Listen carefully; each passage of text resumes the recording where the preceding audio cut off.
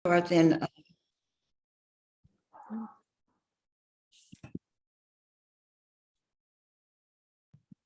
Okay. All righty, so let's get started. I guess we'll do the approval of the minutes for the March 16 meeting, if someone wants to approve. I'll approve. A second. Second, all in favor? Aye. Okay, Aye. no objections. Okay. Next on the agenda is the approval, is the Climate Smart Climate Smart Communities Actions Implementation. This thing is making me crazy. Yeah, so just by way of background, with last time we talked about looking at the actions. We talked about looking at the actions in the Climate Smart Communities program that we might work on to implement. And I know Ken sent around the master sheet so people could look at the different actions and kind of decide if you want to take one of those actions and work on implementing them. Just looking at what the criteria is, what the state is looking for, getting the documentation. So I just want to open that up for discussion to see where everyone is and what your thoughts are on going forward with implementing those climate smart actions.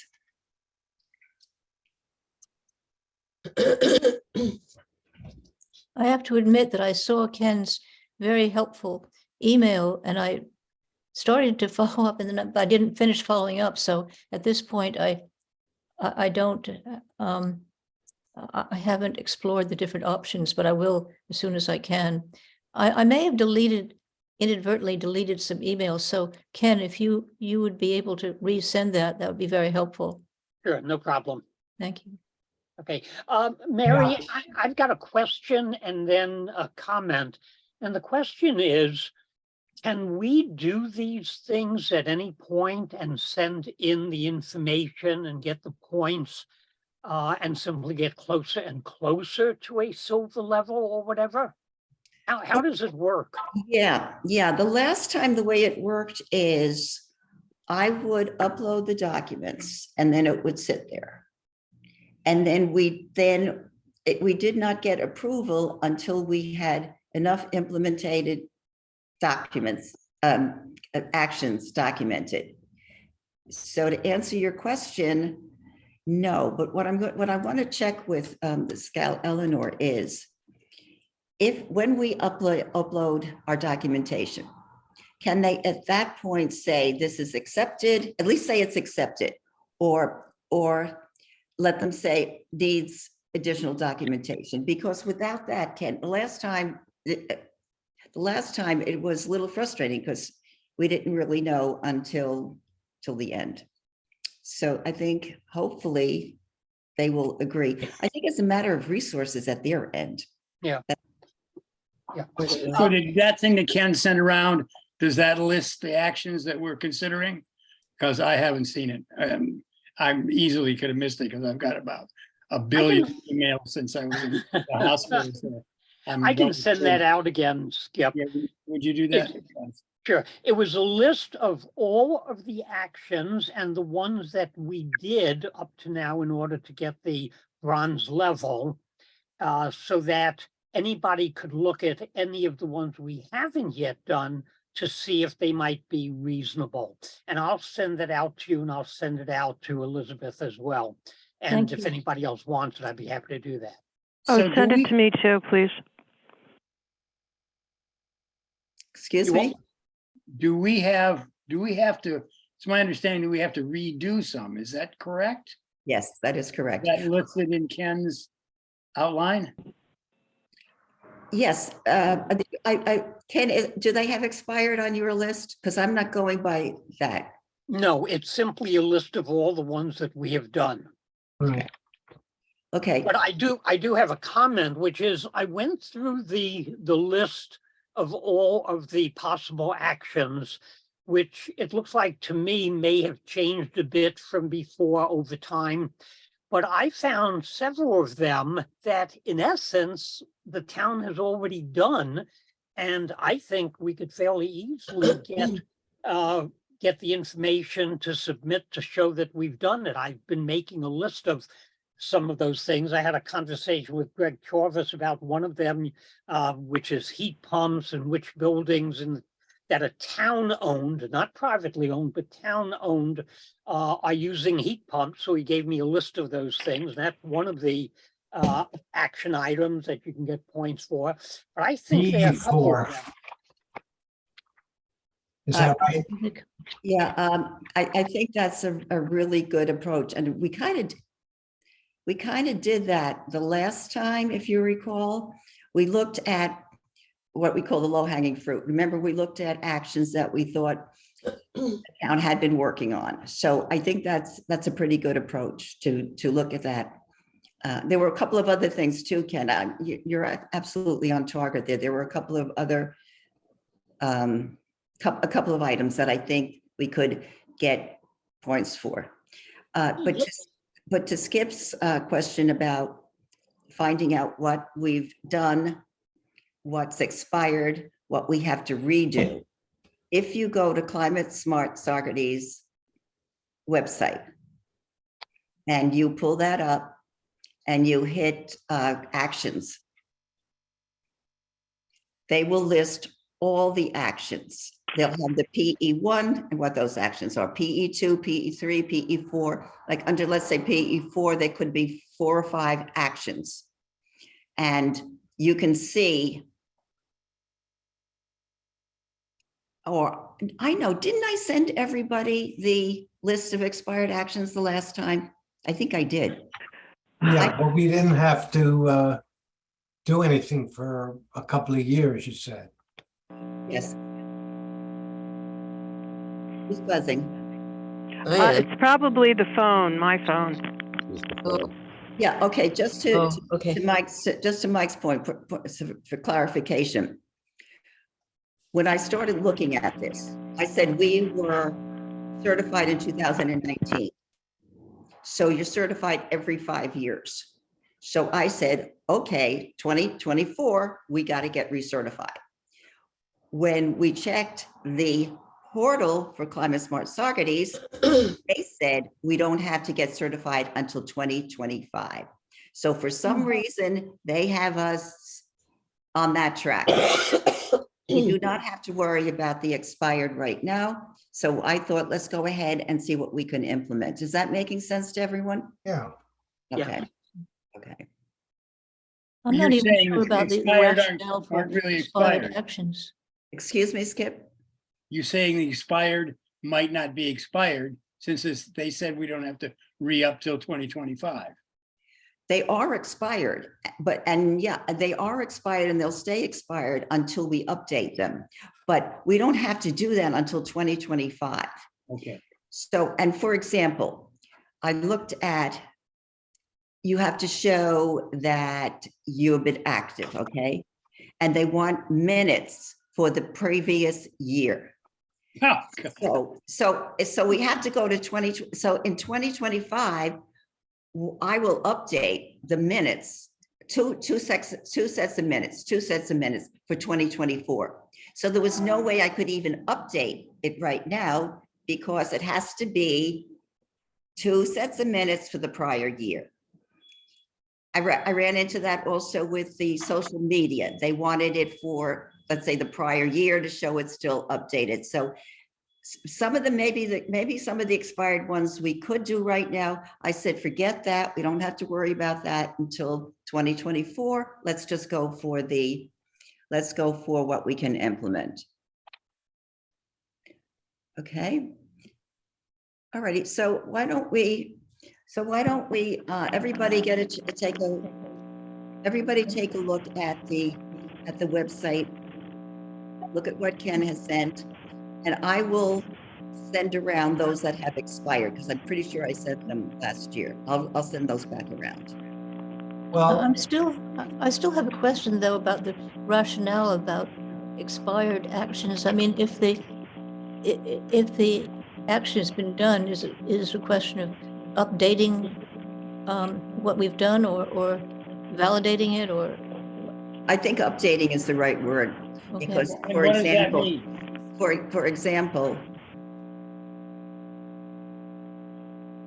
example, the Climate Smart Task Force. That was appointed back in 2018. That has to be updated because from their point of view, which is completely understandable, if that was appointed in 2018 and we got this in 2019, we got our bronze and we haven't done a darn thing since, and no task force has been appointed and nobody has met, nothing has happened, then it makes sense that that could not then count points towards the going forward for, silver, I hope is what we're probably going to get to. Mary Ann, if I could just mute you on the phone, you can use. I was going to ask you to do Yeah. that because I tried muting it and I could still hear the hum. Yeah, well, I saw your mute icon go on, so I think you did it right, but the hum's at Oh. your end. So it's *6, as you know, so I'm gonna mute. Right. Okay, go ahead.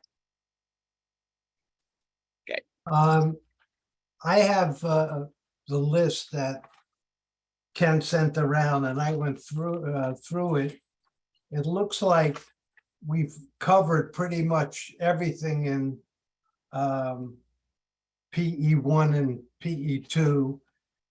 But Ken has a good point, that heat pump thing, and then there's also something about PE7, which is climate resilient vision and goals. And I think the village and town have done that.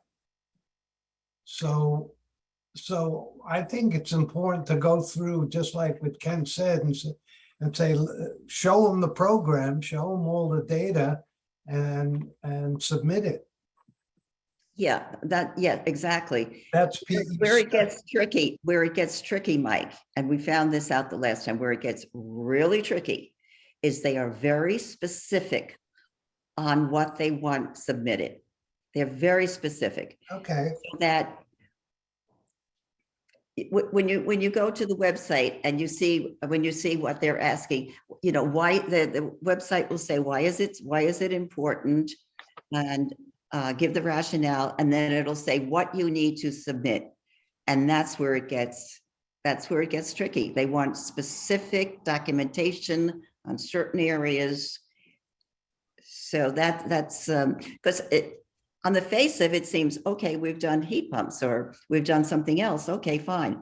But was it this percentage of that, or was it this of that? And yeah, We have to put the two things together. We have to get the information from the town and take a look at what they request and see how much they link up. yeah, I think the way I started the last time is I looked at what they were asking for, and then go to, like, Steve Torvis, I'd worked with him on some events, some actions, and then say, okay, this is what they want, Greg, can you provide this? And he's great to work with. He was very helpful. Mhm. Okay, anything else on climate smart actions implementation? Should we move on? Oh, here comes Leslie. Hi, Leslie. Sorry, I was away from the house and just got back. I spaced out and was thinking we got going at 5:30, so sorry. Oh, that's okay. Okay. All righty, so next on the agenda is CCA update. Okay, first point on that is I think you all saw Zach's memo, his email, I should say, at what the town is looking for in terms of options. Yes. Yes. So just to recap, he said the three options that the town was looking at were one was the standard supply for CCA, and one was the 50% renewables, and the other was 100% renewable CCA. And what he indicated in the email was that the town was looking at going to bid for 50% renewables. So that's as much of an update as I have this evening. I put a call into Jeff on Monday, but I have not gotten a call back. So I don't know where they are in the process. Maybe somebody else knows. Have the letters gone out? I didn't get a letter yet. No. Yeah, I don't think the letters have gone out yet. And I thought that we really wanted the 100% renewables, hoping that the town would go for that. Well, that brings me to the point that I would like to discuss is whether or not we at this point should, oh my, so sorry about the video, folks. Let's talk about this. Should we send an email to the town board expressing our strong support that the town accept only 100% renewable as the default option, or some variation of that recommendation? And that's up for discussion. I believe so. I second that. I think that's very important that we express our strong advice that they go for 100% renewables. And also to be more specific even, are we going to recommend that that should be the default and that should be the only? Or should we allow them to, excuse me, or should the town offer, in addition to 100% renewable as the default, should we suggest that they recommend that they offer also the standard and the 50%? How do we want to word that? Mary, this is Ken. I'm not sure that that's even a possibility. Doesn't the town pick one of the options and the entire town has to go that way or opt out? Individuals have to go that way, opt out. I'm not sure that individuals get a choice, do they? We didn't last time. Well, that's exactly it. We didn't last time. But Yeah. as you recall, this time they're talking about, remember Jeff talked about the modified variable? He talked about that. He talked about 50% renewable. So, yeah. I don't know. Carol, did you want to say something? Well, what I was thinking was we can recommend, and it's the town board that's going to make the ultimate decision. Right. And my guess is we can recommend highly that it be 100% and let them make the decision. And my guess is they're going to go with 50 because that's who they are. Why do they want to go with 50? Because it's going to, more people are going to be more likely to sign on then and not opt out. Yeah, I think that's true. Well, Carol, is that because if you go with 50, it's cheaper? I don't know. Yeah, what that would the be my guess. difference- Oh, right. That Yeah, would be my yeah. guess. Okay, because obviously there has to be some difference Right. between the price. three choices, and I'm assuming it's cost. Right. Okay, Exactly. Good point. And that's what it was the last time. Remember, the standard, when we looked at it, was the per kilowatt hour was less than the 100% renewable. And traditionally, as we know, the 100% renewable has been the most expensive. I don't remember the difference being that great. Right, me neither. And Yeah. the fact that it was still cheaper than Central Hudson at the Yeah. time. So that was easy. That was an easy choice, Right. right? But right Central now, Hudson now is at 17 cents. yeah, and they too may still be more expensive. I don't know. It's Central Hudson's definitely higher than a lot of other power providers around us. So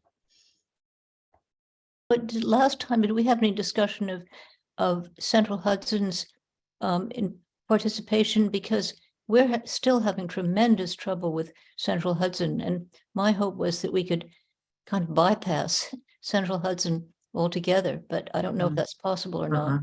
Yeah. No, that is not possible. They're our utility Yeah. provider. And they are our utility provider and there are distributors too. So we'll never get rid of them totally unless they sell to somebody else.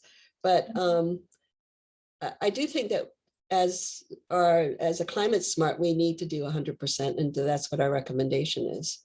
Yeah, I agree. Okay, I agree. Okay, so the recommendation will be that we recommend that the town provide the 100% renewable option as the default, as the default option, only. and as the only option.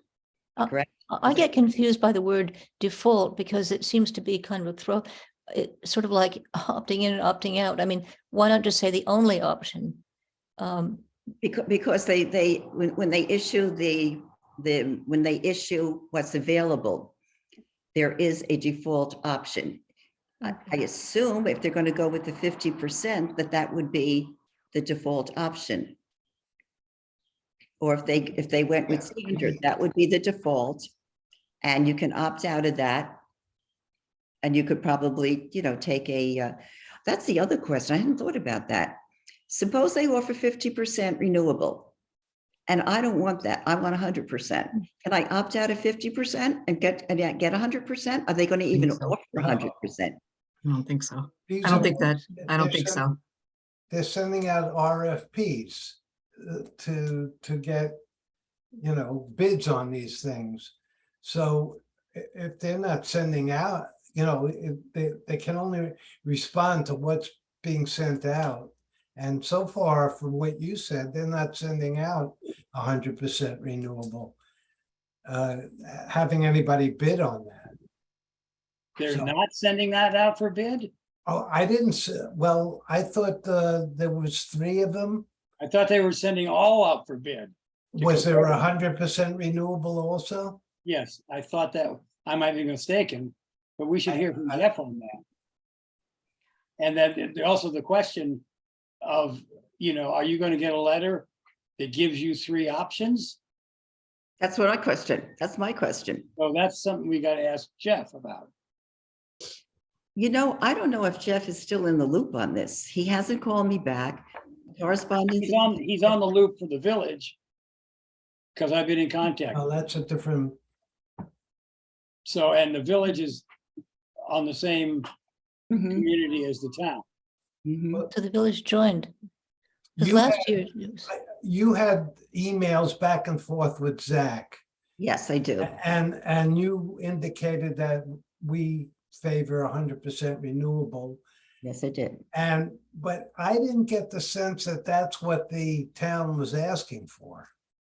This is the email regarding the renewable and default options. The following were made available as potential selections. Okay. If let me turn off my video again. If the CCA conventional electricity product standard option, that's 1. 2, CCA blended electricity product, 50% New York State renewable supply. 3, CCA renewable electricity product, 100% New York State renewable supply. Okay, all right, so that's what we're asking for. So the following were made as potential selections, okay? Currently, then he talks about the 2 companies, of course, Direct Energy and Constellation. Then he says, the town has opted to move forward with the 50% renewable Right. option when allowing Jewel to acquire their bids. This can be changed prior to executing our contract when that time comes. So that's executing the contract, that's very vague language. It's Sounds very like vague, to and me. It doesn't say whether they're going after a price for all 3 and then we choose. No. No, They're saying the they're town, going the for town has opted to move Opted. forward with the 50% renewable option Yeah. when allowing Jewel to acquire their bids. So it sounds like, They've already done it. Yeah, that's what that was the impression I got. Hmm. So very we disappointing. can ask for whatever we want to ask for, but they've moved ahead already. I think we should really ask Zach to come in and clarify things, because he has not really attended very much. And I think that as our liaison, he should clarify this, because there's a lot of sort of ambiguous language. yeah, I didn't think he had a full, at the last meeting, we ended up with a lot of questions on different Right. things, so. Okay, so just to wrap this up, if we can, we were all agreed, we're going to recommend 100% renewable default option only. Okay, Yes, and I will reach out to Zach and try and get some more clarification on this. I had hoped to talk to Jeff before this meeting, so I would have a better handle on where they are. Okay, so the other aspect of CCA is Jewel has selected the town of Saugerties to receive the Eco Action Award. Did you all get my email about the Yeah. Eco Action Award? Okay, That's great. yeah, Who does that come from? Jewel. Oh, Jewel is giving us the Eco Action Award. Right. And that with $2 will get you a cup of coffee. Right, almost a cup of coffee. I think four these days. Or We'll have to get 2 Equal Actions Awards. Kevin, rather, may I share my screen? I want to show you the letter that they sent. Certainly, hang on 1 second. You don't have screen sharing on your side? I do, but it says disabled, that the Oh. host is disabled. Yeah, I'll make you co-host and see what happens. Try again. Okay, so is this, okay, I think this is the letter. Okay, this is the letter that they sent. I'm going to try and open it up for you. Okay, essentially what it's saying is that we're going to get the award. They talk about which was in, okay, they talk about what we saved per kilowatt hour, how many metric tons was saved, and something like 170 or 97 or $91,000 plus for those who participated. And this recognition will include an Eco Action Award wall plaque, handover ceremony at the location of your choice with press release and other presents if desired, support with contacting local press, an e-flyer with the program's achievements to date, website and social media language. So this is what they are proposing to do. And my question for all of us is, what role should our task force play in this award event?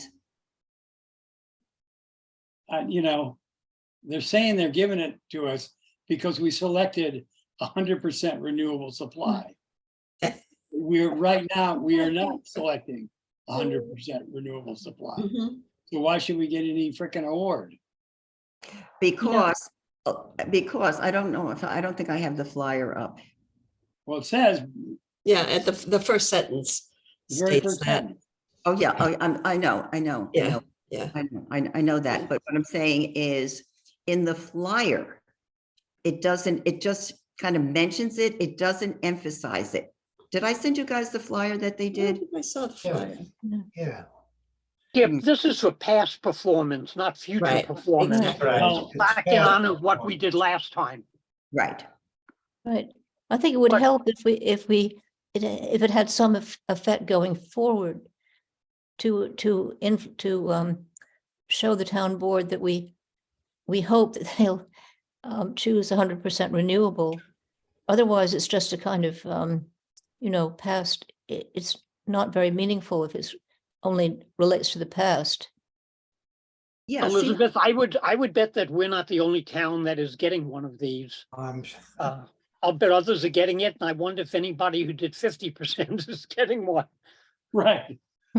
Well, I know there is another municipality because they're going to try and coordinate this event with another municipality. Or if we want to, we can just have, if the town wants to, the town can just have its own. See, this is the flyer. And, it talks about, it doesn't really talk about that it was 100% renewable here. And they It Well, doesn't- Mary, I'm looking at this document and it says through its 100% renewable energy choice, the town of Saugerties participants purchased 29.7 million kilowatt hours of renewable electricity during its latest contract and avoided 3,330 metric tons of carbon dioxide equivalent emissions. The Right. equivalent of taking 741 cars off the road for a year. I mean, I think that's fairly significant. Right. But that's in the letter, not on the flyer. Right. Yeah, it's not on the, flyer. I'm just showing you the flyer now. This is on the flyer.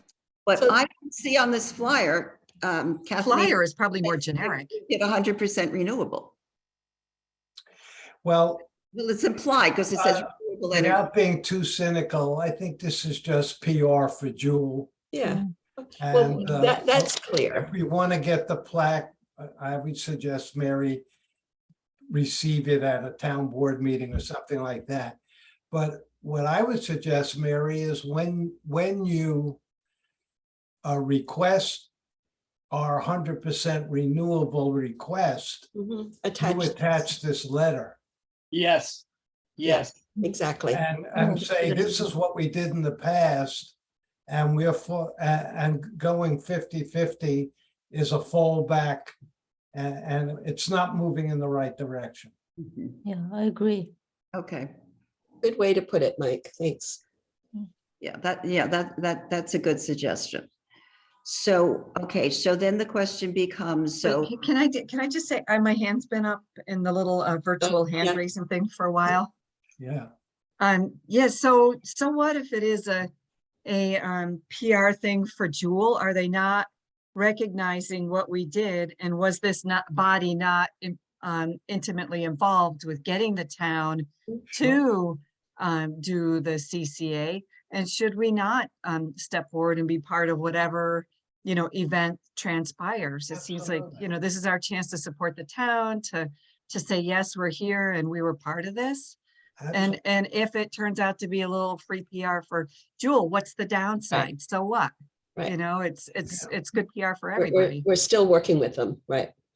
no, That's- no, I would agree with that we should, because as Leslie very well points out, the task force had a lot to do with that whole program. We put a lot of Exactly. time and a lot of effort. So I agree with that. We certainly should be there, as part of it. I guess the wrinkle, as Mike is talking about, is that now they're going down to 50%. And that's a little bit disturbing, or more than a little bit disturbing.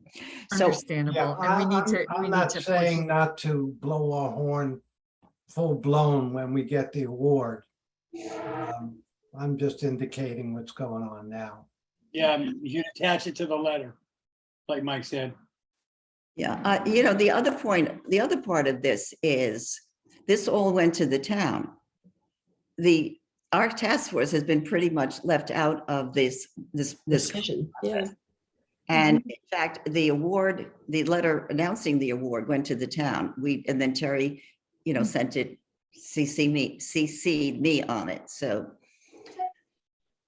Okay, so then, does anybody want to work with the gal who's organizing it? And we need somebody from the task force to act as a liaison, just to, schedule the event and do whatever logistics is needed. Or should we just have Terry, have the supervisor's office handle this? Does anybody? Because it was I written think to Terry the could handle town it. and not to us, that the town should organize it. Okay, We were only CC'd. We weren't the principal receiver of, that letter, as you pointed out. But we also want to use that letter and to support our recommendation of 100%. So, I think we need to do both. And I was going to say, if it's in August, I can do it then. But the letter said they're looking to do it between May 9th and Oh, June 10th. And I can't, I have too much going on. I can't, it's not a lot to do. It's just, working with scheduling and, reviewing the press release and making sure it's okay. But I'm kind of swamped at this point. So Skip is suggesting that, that we have the town organize the event, and we'll be there to participate at the event. Or is that where everybody's at? Or does someone on the task force want to work to plan the event? So, No, I Nobody. think, okay, all righty. So that's what we'll do then. We'll send the recommendation, we'll send it with the letter, and then we'll just hand it off to the town to organize the event. Yeah. And yeah, we want to be available to go to it, of course. So, Sure. yeah. So I'll just say to let us know, possible dates, so as many members of the task force who are available can attend. Okay. Okay, next on the agenda. let's see, what is next on the agenda? Planning board. Planning board. Carol, you're up. Okay, so that was just day before yesterday, so I can mostly remember most of it. I don't know, when we were doing solarized Saugerties, Total Tennis was trying to get an additional 100,000 kilowatts. It's Great. happening. Solar Oh, Generation is going to be putting it up, and Central Hudson has moved its stance from, we're going to charge you so much for 3-phase. It's going to be so expensive, and that's why Total Tennis had pulled out before.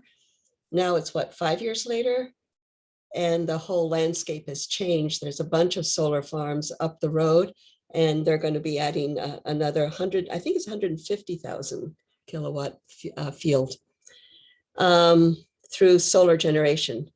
And then the other piece that, well, there's two things. One is the senior housing called the Villas down by the Falling Waters. And to me, it's an exciting development. They're really taking very good care about how they're going to develop it.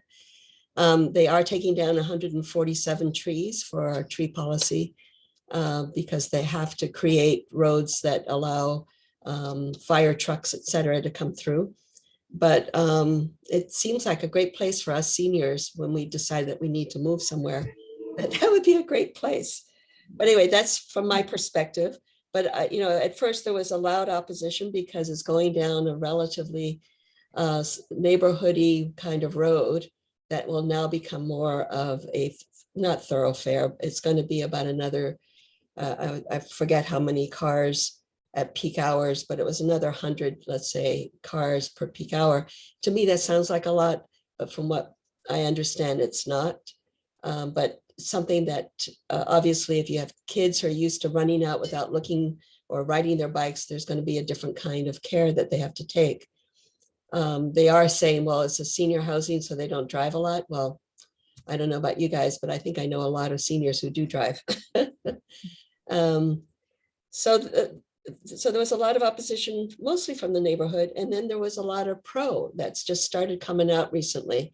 So there's a real marketing thing happening, a political marketing thing happening between the pros and the cons in the community. And meanwhile, we as a planning board just have to go through the strategy of looking at the issues and traffic, et cetera. Then the other one is Habitat for Humanity is, I guess, was either given or bought the land behind, it's called Jeffrey Courts up in Berkeley Heights. It's behind where I think Dunkin' Donuts was, and now it's the Indian restaurant. Namaste. Not Namaste, right. So behind there is a bunch of land that's contiguous to Falling Waters. And so there, Habitat for Humanity is talking about building 11 separate single-family homes. Originally, there was a huge outcry to stop townhouses from being there. So we're putting fewer houses on a lot of, quite a bit of land. And then they're also donating a large chunk of what's wetlands to the Falling Waters Preserve to Scenic Hudson. So I think it's a good final resolution on that land. I believe that it will be good and will happen. And then the other issue that seems to be coming up and cropping up all the time is there's all these people who want to do glamping and or Airbnbs, or if not that, and they're being sort of those who are doing Airbnbs who are doing it not by houses that, an actual house that you have where you're renting out rooms or something. Some people have sheds out on their lands, and this person was up on Manorville Road, has 5 or 4 separate sheds that he is slowly developing in his retirement into glamping. And he was told that they couldn't be done through Airbnb, but without changing anything, he can now turn it into a campground, and that works. I don't So- understand the whole idea of glamping, sort of a glamorous camping. It seems like an oxymoron, seems like a contradiction in terms. If you want to go camping, why does it need to be glamorous? I mean, Well, my guess is that some people like their amenities when they go out and sleep out in a tent. It's nice to have a comfortable bed. Right. But anyway, that I don't, I think it has everything to do with definitions. And I'm not clear on all the definitions with campgrounds and Airbnbs, and I know in short-term rentals, and I know that the town is wrestling with that. None of these actually affect us other than the solar, as far as I can tell, correct? We don't want to get involved in the short-term rental No, it's not. no. argument, right? Uh, Who's the developer? Carol, can who's I the ask a developer? question? Oh, I'm sorry, I didn't raise. Yeah, what were you saying, Mary? No, I just had one quick question. Who is the developer for the villa? The villas, actually the nuns, the sisters. And where am I here? National Development Council is the agent, but it's the nuns who own it, and they're basically will be the developers, will be the owners. of- How does that Yeah. affect the tax situation? I don't know It's- that answer. Are they not for profit and will they be? They are taxed? not for profit, but I don't know if this will be. That's a good question. I don't know the answer. All righty. It's nothing that we look at through our purview. Okay. Okay, Mike, I'm sorry. Go ahead. Carol, getting back to Total Tennis, the project there, I know Patty and I were there when they first put up their first Mhm. installation, and then they were stopped. Or it was too costly to hook up, and now you're saying that. Wait, theirs is hooked up. Their existing 100,000 is hooked up. No, I'm saying, but they wanted originally to expand, Mhm. and they had stopped because the cost to hook up was too expensive. Are you saying that there's been a change in that from the state? No, from Central Hudson. Central Hudson was charging a lot for bringing three-phase only to Total Tennis. Yeah, They would have to pay the whole cost. right. But now they've got other buyers who are sharing the cost, I guess. So Total Tennis now is able to provide their part of it. Okay, That's what I understand anyway. okay. Any other questions for Carol? No. Okay, then next on the agenda. is the liaison report. Actually, I had a quick Uh, question. If About the planning board report, is that it? That's it for my planning board report, but Mary wanted to ask something? Yeah. No, about Mary, not water, Tamara. Is it related to the planning board report, Mary? yes, it is. I was wondering, Carol, if anyone mentioned water and the amount of water being available for these projects, for the project at the villas. We did discuss it at some point previously, but that wasn't going to be an issue as far as I could tell. Why, what do you know about the water?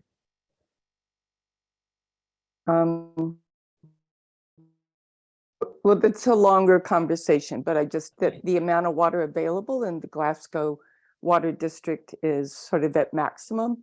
And so all these wonderful new projects do need to find alternative sources for drinking water. So I guess I would encourage the planning board to always ask about the water budget and also ask how the town and the village are coordinating for future water supplies. Right. Yeah, I would say that, yeah, that the town and the village have to get involved in either deciding that there's not enough water to have any more development. That would be a big signal, or that they'll find other ways. And I think that's what I've heard, is that there will be other ways to provide more water. But I do have that's one a question. few months old information. Which entity will inquire about the taxation issue? Because it does seem to me that if they're a religious order, that they shouldn't be tax exempt if they're going to be doing a commercial venture. I mean, I'm not one to legislate on that, so I don't know. okay. That's up to the attorneys. I also wanted to ask Carol, was there a negative declaration issued for the villas? From the village, I wouldn't, no, I don't think it's a Villa. budget item. No, the Oh, villa, for the villas. for the project. I don't think we got there. No, Do you have to, do you, we will have to, yes. Either neg deck or pos deck, one or the other. Yes, anything that comes before, and that'll be for all these projects? correct. So to Mary McNamara's point about the water supply, would that could factor into whether you would do a negative or a positive? It could. That the developer will do an EAF, right? They've done Before- EAFs. They've done the EAF? Yeah, they're Okay. on part 3. They're being asked to put, do a part 3 EAF, which is a sort of a summary of all the issues that have come up and their resolutions on those. And who required that? Are you the lead agency that? Yeah, we're the lead agency. And so basically we did through our consultant, but that's what he was asking them to do. So you required it, but you didn't have to require it. No, correct. Part 3 was not necessary, supposedly. Okay, thank you. Any other questions for Carol? No. Okay, then we'll move on to the next item. Leslie, are you there for I had asked Leslie. Leslie is our new representative for the Ulster County Environment Management Council. And I'd asked her to, yippee. I'd asked her to, to kind of report to all of you about what's going on there. I have done it for years. I never did a formal report because anything I learned about there, I would just bring to you guys. And so I think if everyone is agreeable and if Leslie's agreeable, I think it might be helpful to include this as an agenda item going forward. So I hope I'm not imposing on you too much, Leslie. Go ahead. No, I'd kind of forgotten that you'd asked that, but now I, racked my brain in the last few seconds and remembered what transpired. So Okay. there was an excellent presentation from a gentleman from Hudson Valley Pattern for Progress on the needs, the sort of the infrastructure needs going forward if New York is going to hit the 100% EV vehicles by whatever the year is, 2035 or whenever that is. And we will definitely need more transmission. And there's such a public opposition to new transmission lines and that sort of thing. But it's going to be critical to the infrastructure of providing charging stations. They did an assessment of charging stations and the different kinds of charging stations. And for example, one of those charging stations that has a couple of the high fast chargers takes as much energy as a 1,000 unit apartment building. So if you think about that, when we demand a fast rapid charger, we are demanding the electrical demand of a 1,000 unit apartment building. So, and they also looked at where EV charging stations are, where they should be prioritized. Then they said, no, they weren't naming names of communities, but some of the charging stations are not in even anything close to an optimal place. And certainly the priority is going to be our major travel corridors that bring tourists in, bring visitors in. Obviously the thruway, the 84 corridor, the 86 corridor, Route 17 corridor. So more to come on that. And they, Hudson Valley Pattern for Progress identifies an issue to look into in research and make recommendations. And their next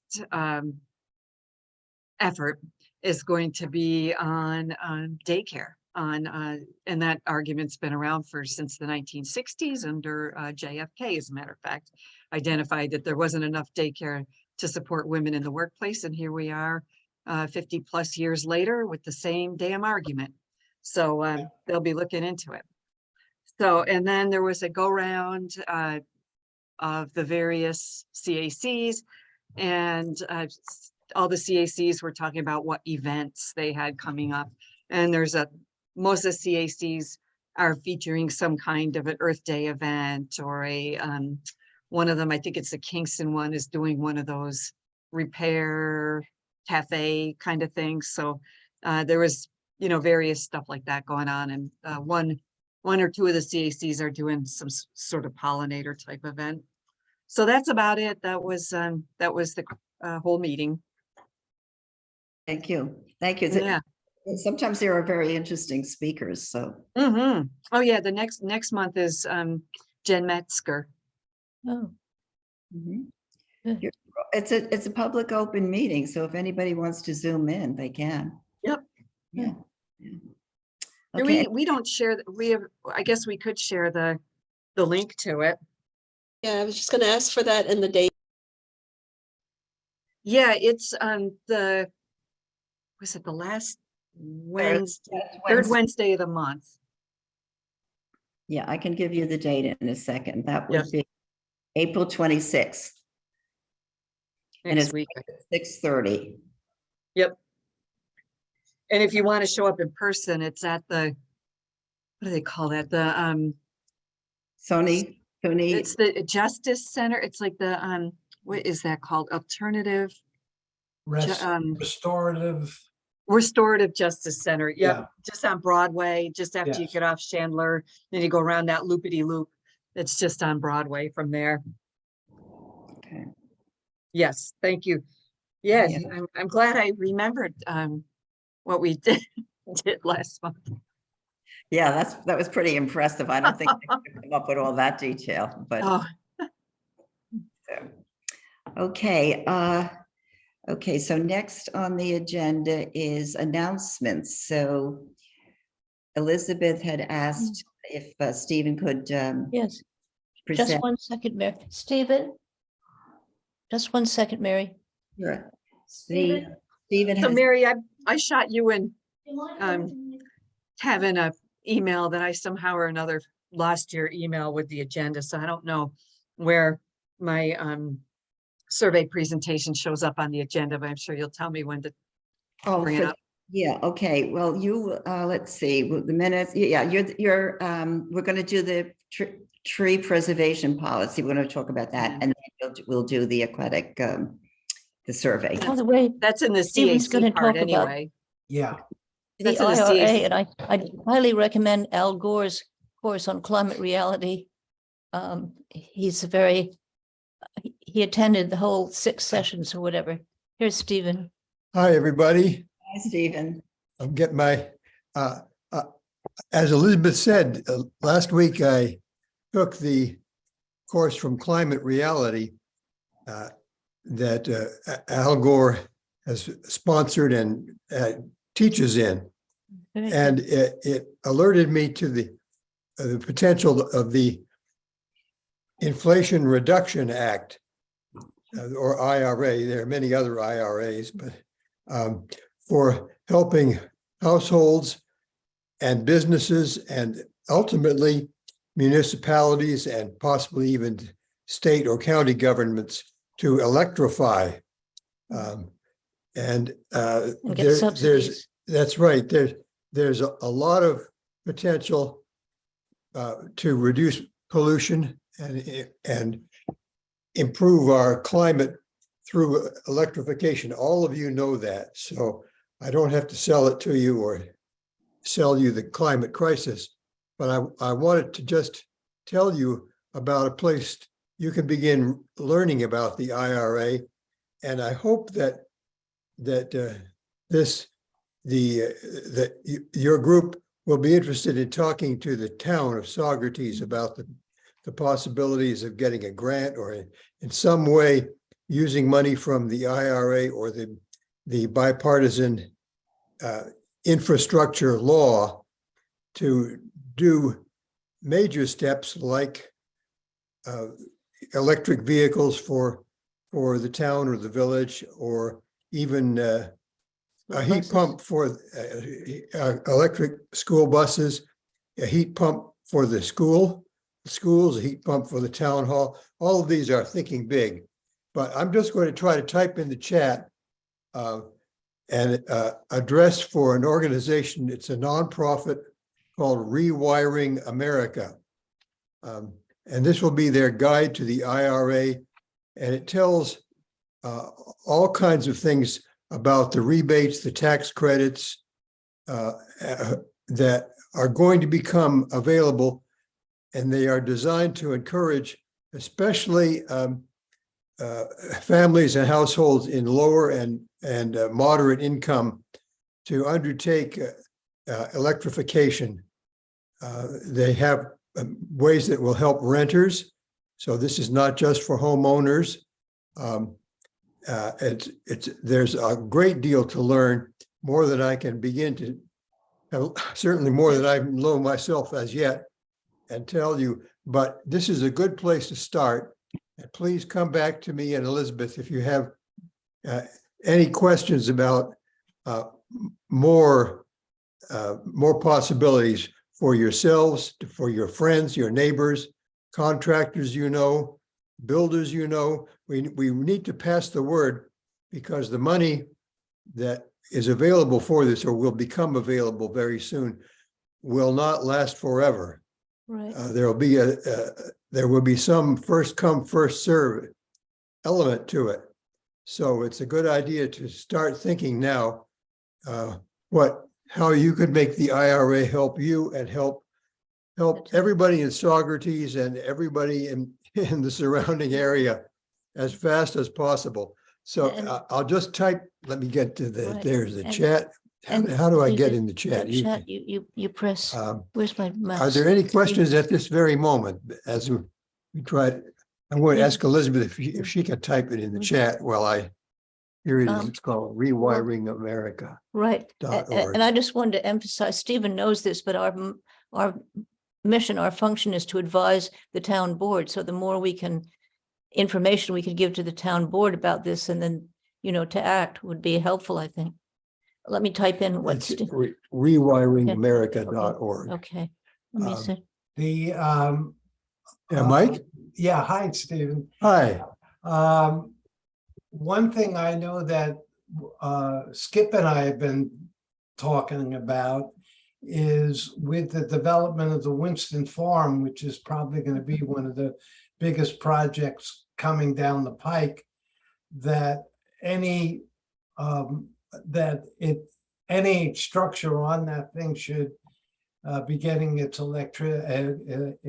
heating and everything through electricity and not hooking up to natural gas. Oh, perfect, Mike. That's great. So this is a new infrastructure that would be coming down the line, and we've been giving input into the town in terms of what we're looking for. And this might be a really good way of getting those projects to be totally electrified. You're a good girl. What is it? Especially if now do you think there will be more lower income housing as a part of the Winston Farm plan if it ever goes through? Well, in conversations that I've just had with Fred Costello, we've been pushing affordable housing, senior housing, and workforce housing, Good. and moving them away from, big single family luxury housing. So it's an ideal project to get this infrastructure funding. It would be most applicable to affordable housing, I think. Wouldn't that Okay. be the other law? I think that's more for really big things like Well, bus fleets, for residential housing and small businesses. I think that's mostly IRA. because Winston Farm is a huge project. Yes, it may, but I think that anyway, there's another law that will make available over $1 trillion for pollution fighting steps. But I don't want to take more of your time. Once we have, that's typed rewiringamerica.org/IRA guide. It has a calculator in which you could put in your wish list for your home or anybody else's home and see what kind of rebates, tax credits, and other incentives, low-cost loans, all these things are coming down the road.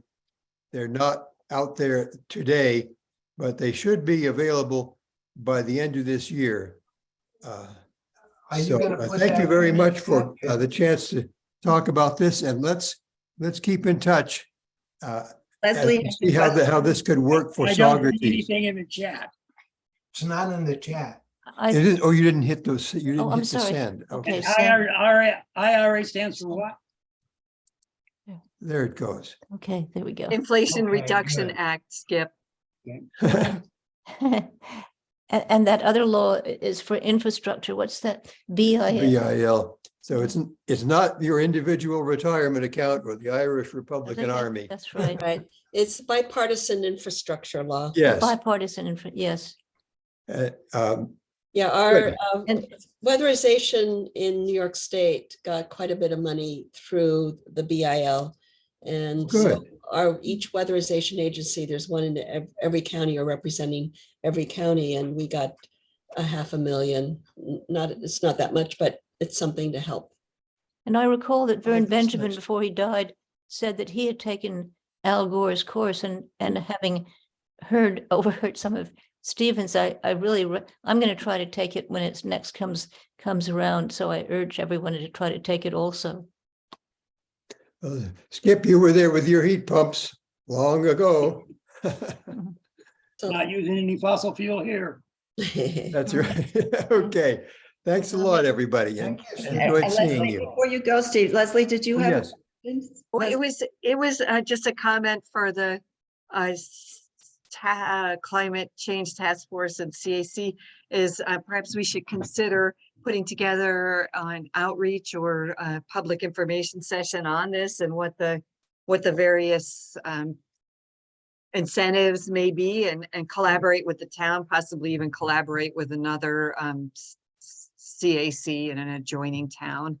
But something that we could look at those. I missed the discussion on this actions, but we could look and see if something like that would fit in with the actions and have a public outreach informational session. That would be great. The way you did for things like community choice aggregation. Public I'm- meetings. Yeah, I'm Letters thinking to like the an editor and so in-person, forth. an in-person kind of event and, Yes. tables, if you're interested in X, then go to this table and, introductory comments, that sort of thing. But, I as think that that would be comes good down to the set pipe. up as soon as possible. I think Kathleen has. Yes. question. Was there another question Yes, for Kath- me? Well, it's not a question actually, but it's related to what we're all talking about. And that is that there is an apartment complex in the Albany area that is net zero.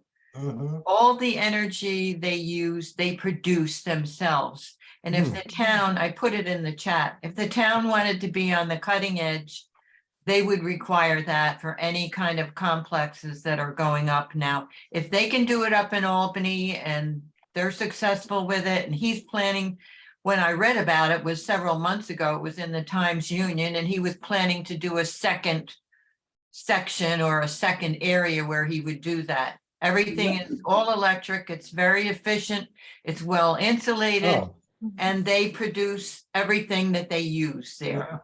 Absolutely. can you remember the name of the town? No, I don't. It was called Net Zero. There was an article in the Times Union about the complex and the developer. I thought it was amazing, just Sounds amazing. good. Yeah. Carol And has- there is also one in New Paltz. Even Is there? closer, yes. Does anybody know the names of it?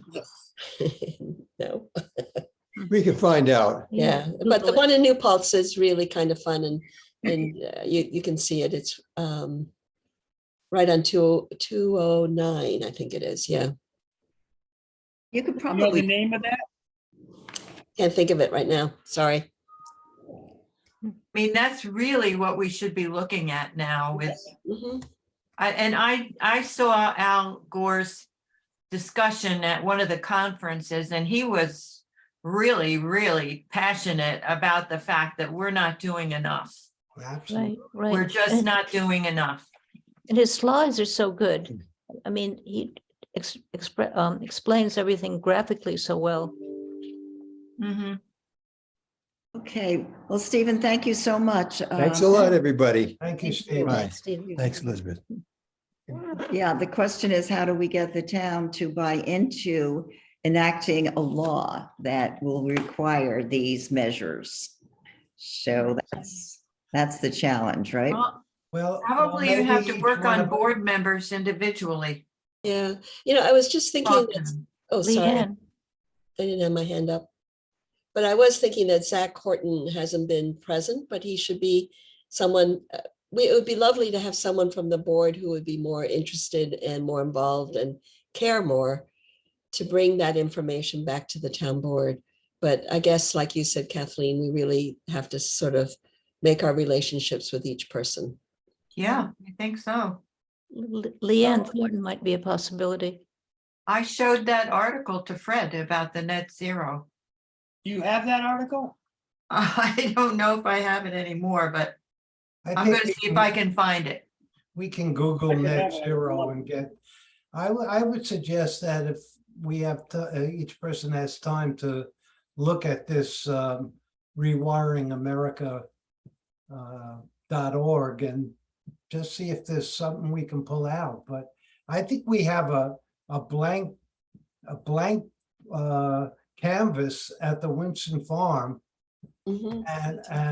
And in my talks with Freddie, he really feels that it's a transformative, it can be a transformative project that would really highlight Saugerties. And he's really, although he hasn't really talked to us in that way, having breakfast with him, I was convinced of that. And I think anything that we can push towards the town board, towards this type of thing of combining affordable workplace housing with climate smart conditions and allowing the developer to still have a project that's profitable is a win-win for everybody. And I think maybe this is the way to do it.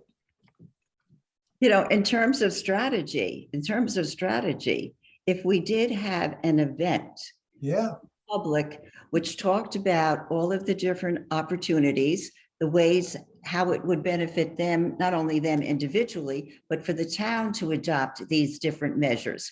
Then we would have the public behind us Right. to influence the town board towards adopting more climate-friendly actions. Right, because that was one point that Al Gore said at the end of his talk that I only heard a 2-hour session, but he said now the laws are on the books, but it takes sort of a groundswell from below to push this. Otherwise, it's just going to sort of sit on the books. But there are no laws on the books here in Saugerties. There's no law on the book that No, requires. no, but there's a federal law that is going to go into effect. These two laws, the IRA and the bipartisan infrastructure law. And I guess the more that we can reach out to the public and push these, the better. Yes, yes. we should be looking at PE 6, which is implement climate smart land use. And we might be able to, as Leslie said, put some of these things together with these action projects. It looks like PE 6 is the one that really talks about climate. And we haven't done anything in that except I think 6.1, which is a comprehensive plan and sustainability. We've done that. but everything else in PE 6 is, there's stuff that we could do. Mhm. So, number one, it's called Zero Place in New Paltz. And number two is that it's been really hard just to get the town to adopt the stretch energy code, Yeah, much less get involved in this. So I don't know, I feel like I'm really struggling with how to make this. And maybe it's, as you said, Elizabeth, it's a groundswell, and maybe if there's a lot of us doing it over and over and over again, eventually it will happen. Right. I know it's hard for contractors because the cost, it's much more to comply with the stretch code. But Yeah. Isn't it going to be the code anyway, though? Yes. I mean, it's come on going board to- now. It is. They said it's going to be the code anyway. So if Right. they So do why it not do now, it they're now? ahead of the game. Right. My understanding, and this could have changed, it could be the code in the future. However, the town, the municipality would have to adopt it. In other words, Correct. it's like it's like so many of the laws. This is the law, and you adopt you adopt it as a local law. But Right. it's not passing a state law is not going to automatically force the town to abide by that particular law. Carol, Oh, you're. I was going to say that I thought once the state decides that everybody has to do this, and it will happen. But what we can do as local is we can be more stringent if we wanted to at that point. But I think it's the building department has no choice at that point. They do. They have guidelines they have to follow. It's a Correct. code. Correct. They have to follow it. And when they revise the codes, they're going to have to go by them. Correct. It's required. It's And not is the gonna be stretch code ordained only by for them? new construction or for rehabilitating, for renovating old construction as well? They have different codes for new or renovations. Okay. They're different. your renovations are a lot more difficult. If we have new building, I think that's where Yeah. we can really influence things. I know that because we live in an old building and it's harder. Yeah, You know, I have to say this to you all. I live in the village. Have you driven down Partition Street on a Saturday when both sides are filled with cars? I mean, where are people going to go? I mean, where are they going to park? If we keep developing the way we are, I mean, I just don't see this village being able to absorb all this. That's most my of the thought. building won't be in the village. No, I know, but people will be coming into the village. Yeah. absolutely. Already they have, I think they've had issues with people crossing the street. They're looking at their phones. They pay no attention to the lights. There have been accidents. It sounds like, I'm feeling it. I really am. yeah, it sounds like Manhattan. Yeah, Right. yes. Maybe that's where they're from, so. Although I was watching this couple at the crossing Partition Street by Main Street. And honestly, they just stood there and they waited for the light to change. And I said, oh man, you're not New York. Guys, get out of our way. We're crossing here. Anyway, okay, so okay, maybe we should move on now to, we're still on announcements, and I know Mary McNamara had emailed me about something she wanted to announce to the task force. So Mary, do you want to take it from here about what you're suggesting? Thank you, Mary. My connection is not strong, so if I freeze up, please help out. UCRA, Ulster County Resource Recovery Agency, had reached out town to get a letter of support from different CACs to help them with their application to the pollution prevention grant. They are taking what was done in New Paltz as a model, and they want to Saugerties, Woodstock, and Kingston. And it's really more about a behavioral change. So it's using something called a tiffin, which is these small metal stacking trays that are very, very, and use it for people who go to restaurants, either takeout or if they've eaten at a restaurant and they have with them. In New Paltz, they partnered with 10 different restaurants. And so everybody who takes food out of, it's in these small stacking tins. It's a very small thing, is that they're partnering it with education about reducing PFAS. So they are looking to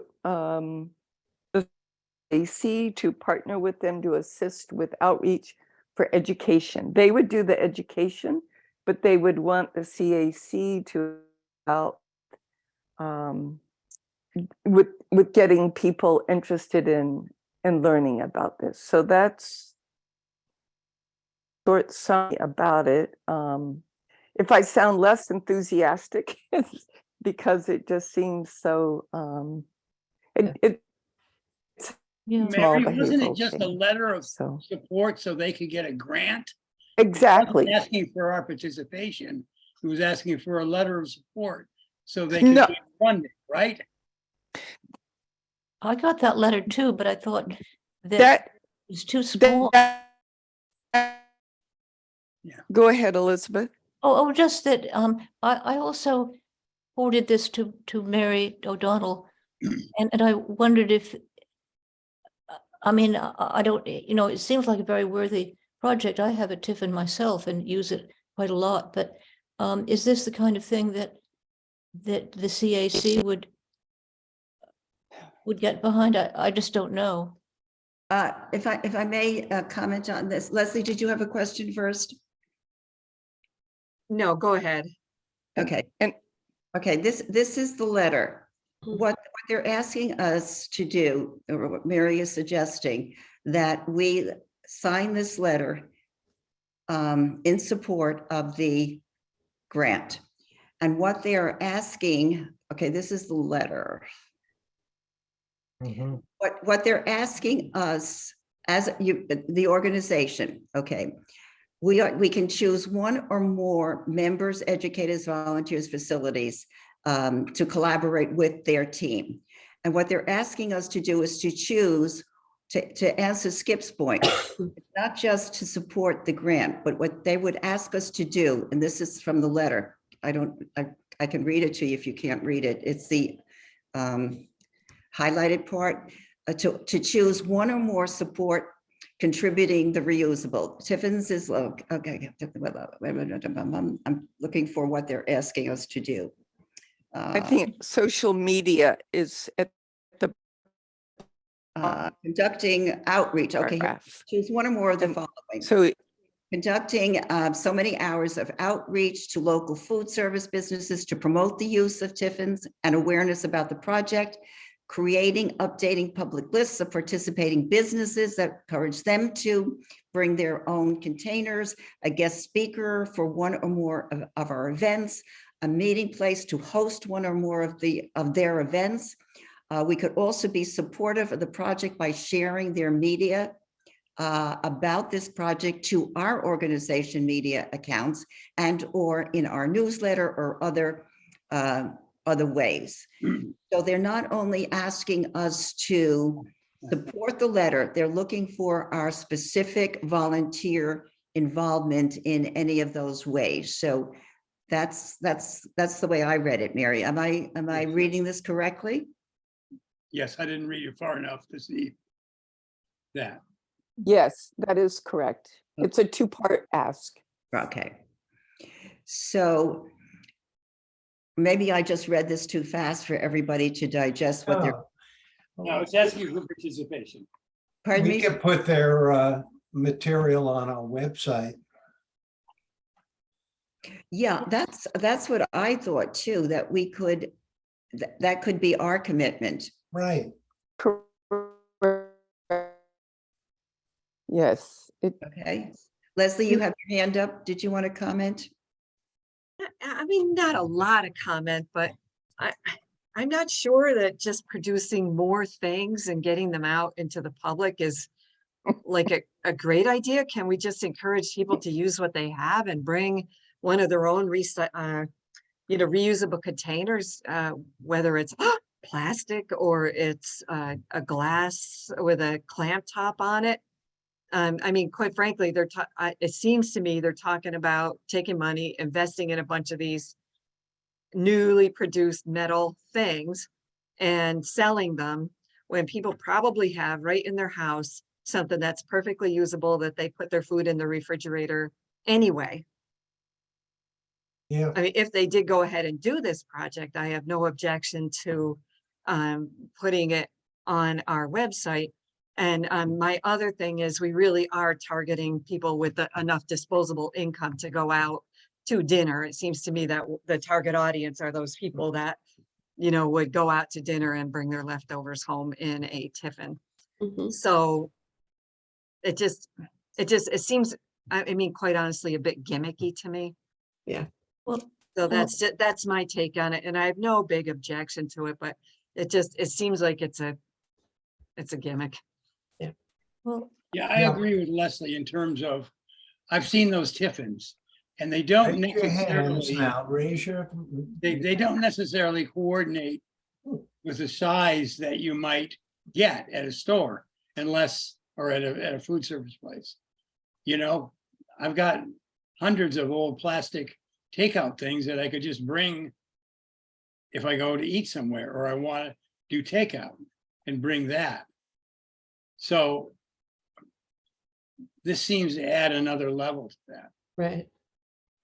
well, that's not, I mean, a couple of years ago, I would go to a restaurant with my tiffin because I use it in my studio, but and some restaurants didn't like the fact that they were more impressed that it was clean, that it was 3-tiered, and you could fit more into it. But I have found that I had to persuade restaurants to accept my tiffin, and because they, I don't know, perhaps understandably felt that I could then turn around and say, oh, it's not clean or something. But I mean, I personally found them very helpful, but I'm not sure that businesses are as enthusiastic. Carol, you had Um, your hand up? Well, Mike had his hand up before me. Okay, okay, you're next, Carol. Okay. Isn't this, I thought Janet Asian and Susan Murphy presented this whole idea to us a while back and showed us these metal containers. Mhm. And I don't know, I kind of agree with Leslie. I wasn't particularly impressed with the containers or what you could fit in them. And it does seem like a secondary level. I think most of the takeout now in the town, haven't we restricted styrofoam and all that and gone to recyclable containers for the restaurants? So why are we doing this? Okay. Can I talk? I'm done. Are you done? Okay. Two things. One is that I remember at the Democratic dinner that Elizabeth was the only one who brought her own takeout recyclable thing. All the rest of us use paper, which is okay, but I was impressed, Elizabeth. Well, thank you. But And then the other is that maybe this would be a great thing at a farmer's market to have a few tiffins there. They do provide food, people could purchase it. But I do think it's a gimmicky thing, and it's for people who have money, disposable money, who can do that on it's not a bad habit to get into, and I haven't tried it, but now Elizabeth's tried it. She's doing it. I like mine. So that's it. Thank you. Leslie, you had your hand up So still? yeah, just quickly. So here's my tiffin. Oh, I there brought it you home go. from Cambodia. We have 4. Or It's a very simple one. I brought it home from Cambodia. Everybody there uses them for lunch. I thought it was so charming. And I just have to get in the habit of using it, but it's, I did used to take it to work and stuff. So, you know, when I say it's a gimmick, well, I've got one too, because when I was in the country, I just thought they were so charming and I wanted our daughter to, you know, see how Yeah, people that's in what it her looks birth like, country Yeah. great. carried their lunches. Do they have different compartments so that if you had, Yes, you want, I could show you. It clamps right here. It comes open. There's one lid. And each one has, there's 4 of these so you little put things. one your potatoes in the other and your vegetables? in- Yes, they nest together like this. Oh, cool. This is not a fancy one. Some people had really bigger fancy ones that had like fancy designs and stuff on them. This even still has like the Cambodian script on it, I guess. Right there. yeah, so now I want So- one so I can look cool at work. Oh, you can look totally cool. So anyway, that, I didn't want to waste time, but Yeah. I was Okay, just gonna. Nicole, Love it. Nicole had her hand up. Nicole, you're on. Yeah, all the kids at Indio School has them. They were given them at the beginning of the school year. We use it, so every lunch he uses a tiffin, and we have another one that I've been using for my lunch, and they're great. So I think the whole idea is that they make eating lunch nice because you're eating it out of like real stainless steel, and then also, and it just makes, you know, people want to not use container, you know, use plastic anymore. So if everybody had tiffins, we just have them and we go and get takeout in them, or we bring our lunch in them. And I think they're just trying to get us into that routine that other countries are doing. And it's a good habit because we'll stop using plastic. That's all. Okay, anyone else? Could So- I answer a few questions? Go ahead, Mary, sure. So part of the grant is that have 1,000 tiffins, and they would divide them for free amongst the different participating communities. So at the moment, it might be communities, and they would be handed out. I don't, and then many different restaurants do use plastic containers that unfortunately are not recyclable. So thank goodness we no longer have styrofoam in our county, but the plastic containers are not recyclable. I'm wondering if this is a little bit like using reusable bags at grocery stores, that it just seems like, what? Crazy, but maybe there is a slow but steady behavioral change.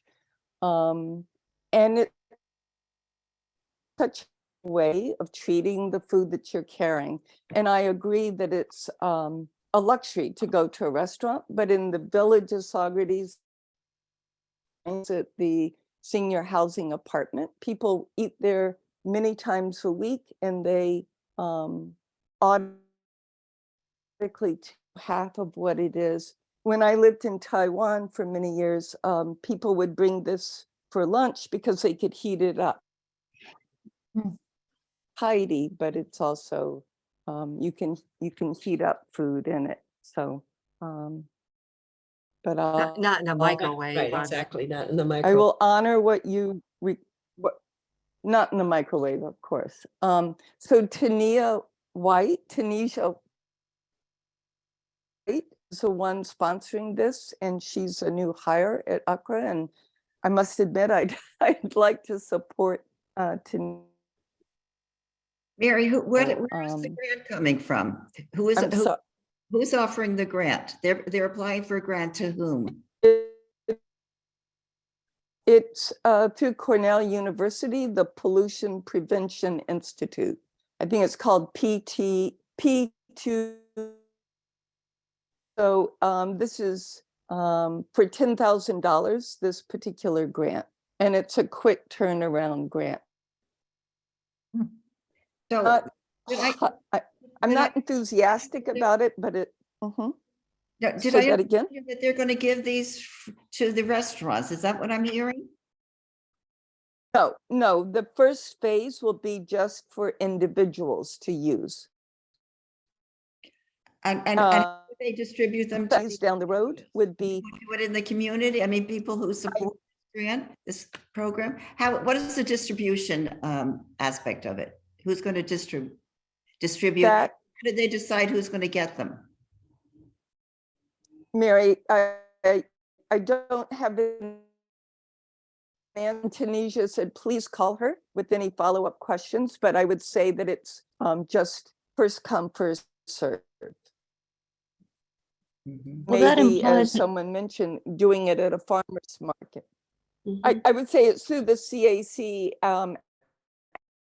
advertising it, or through the town or something like that. What were you saying, Elizabeth? Well, I was at the excuse me, I was at the farmer's market last summer when Susan Murphy and I can't remember her name, the woman who's very active on these against plastics. They were offering it a low at $10, which is less than that it would cost at a store, or I set away for buying a long time ago. But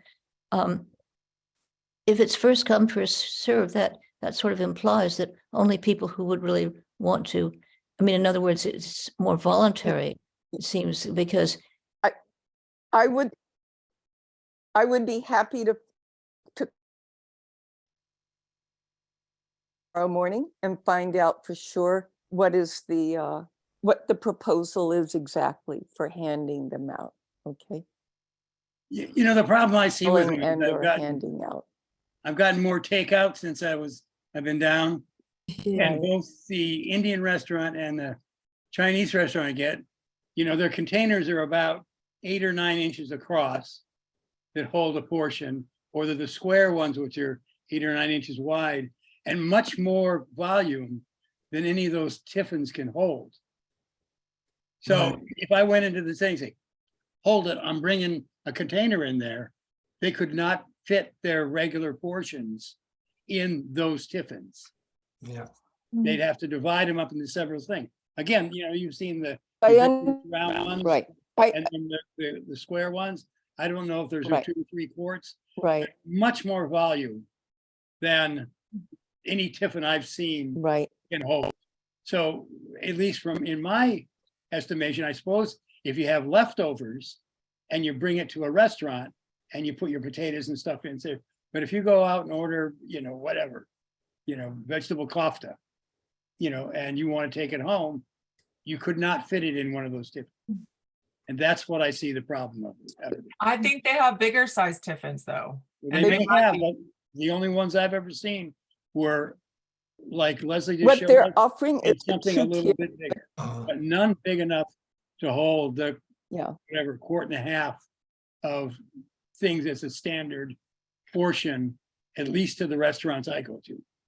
They're not good for liquids. It's just really solids or soft foods too. Right, and Unless they make ones with gaskets on each one.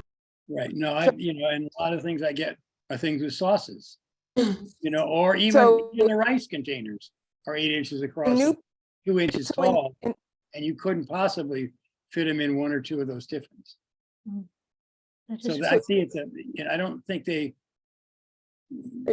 idea behind the design certainly doesn't work when I go out to a Chinese restaurant or you know, the Indian restaurant or whatever to get a portion. So I think that, to me, that's the problem and why I don't use one. I try to bring a plastic container, and if I can beat them, say, hey, use this instead of the one you're going to use. Can I make a request that we move on? Yeah. Because I want to hear Leslie's Yeah, presentation. yeah, thank you. What I was going to suggest is Okay, the question before us is, do we want to support this letter, number one? And number two, I think Mike's suggestion was quite good. If we do want to, we will post the information on our website, and I will give it to Mike Campbell to post on the town's website. So the question is, the vote is, do we want to support this letter? I mean, do we want to support this organization for the grant? So that's what we need a vote on. Well, All in I would favor? support it if we, because all the extra volunteer work that they asked for, I would not really want to do, but just to put it on our website, that seems, that seems reasonable to me. I would Okay. support that. If they need a letter of support to get the grant, if all we have to do is put a thing, but I'd rather research Rewiring America or New Paltz with that, spend my time doing that rather than trying to convince somebody to buy a stainless steel thing that their takeout doesn't fit in. Well said, well said. My sentiments exactly. I would rather work on our climate smart actions to get them done. And yeah, okay, so, okay, all in favor of writing the letter, and we will support this in term, and we don't even have to say that at this time, but we agree we will support it. I will put it on the website and have it put on the town website. All in favor? Aye. Aye. Any opposed? Motion carries. Okay, Mary, what I will follow up with you, Mary, and I will take the letter Sure. and fill in what we need to fill in and email it to you.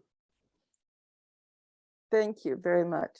Okay, well, thank you, Mary, for that. Are there any other announcements? Shall we move to adjourn the task force part? Okay, Leslie moves, Skip seconds. All in favor? Aye.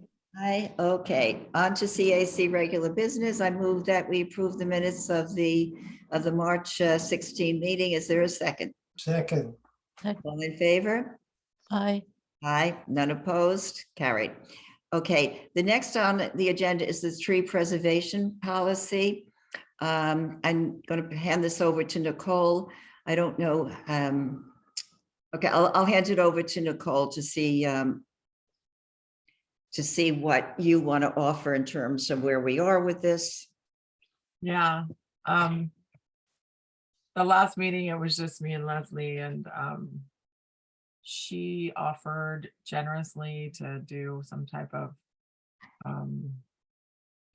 spreadsheet that shows like these different towns are doing this, and to show what each of the neighboring towns that I mentioned are doing in terms of their tree codes or their tree laws, preservation laws and things. So I think that's the last thing we planned or talked about.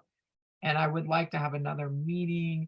I feel like we need to decide what to do with the draft that I wrote, and if it's that I pasted together, the tree preservation plan. And Leslie had a good idea. She thought it should be called tree management plan too. Mhm. Okay. But I don't know. It was a suggestion because a lot of people see the word preservation and they shut down. Yeah. Yeah. Mhm, mhm. Yeah.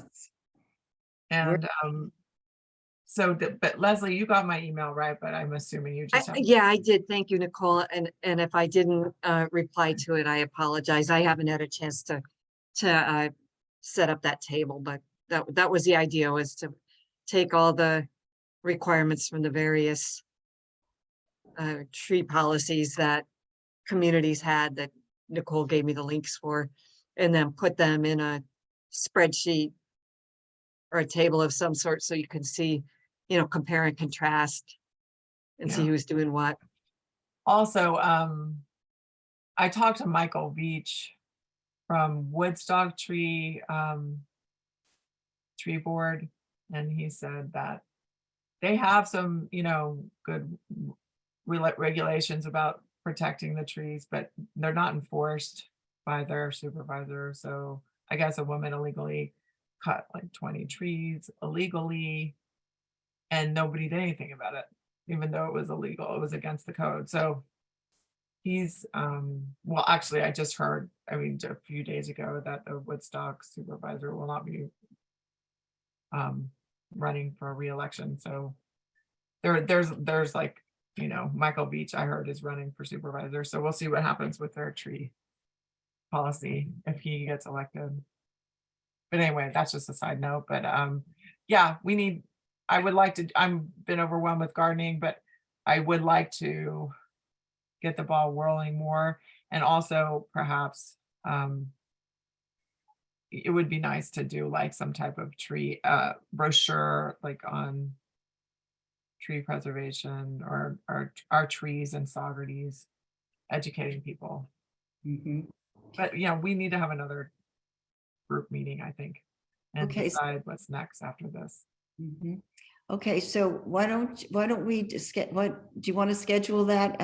Send Yeah. out the possible dates. I know Mondays had been working, and I really apologize because I had a meeting the day before and it was 7 o'clock. It's fine. And I said, oh, now the tree preservation meeting, that's 7 o'clock. And I go on at 7 o'clock and there's no meeting. And I called Nicole and she said it was at 5:30. So I apologize, Nicole, for No my problem.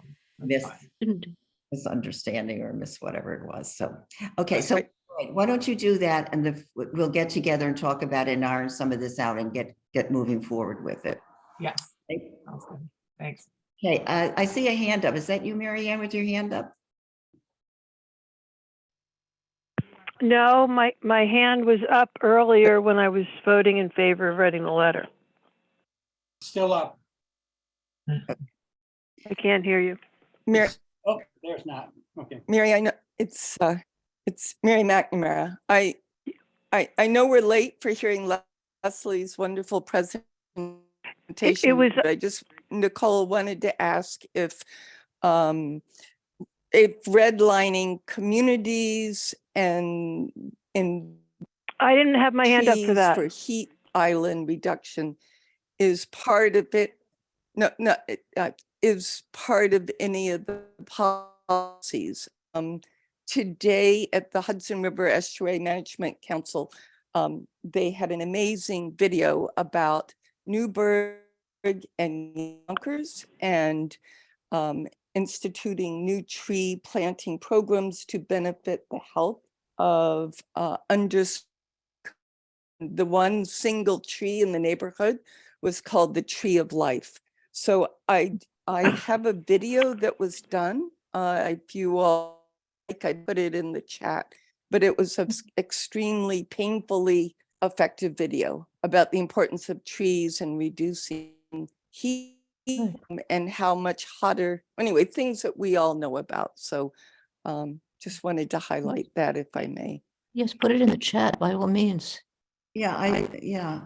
Could you send a link to the video around? Could you email it to Yeah. me? I'll send it around, Mary. I think that might be an That would be efficient good. way. Okay, yes. Did And you- then I'll send it by email as well, Mary. Okay, thank you. Yeah, and then I'll email it to everyone. Okay, thanks, Mary. Okay, next is the survey, Leslie's survey, which she has updated. I'll have to be made a co-host or a host to be able to share. Sure. Hold on, 1 sec. Yep. All right. All right.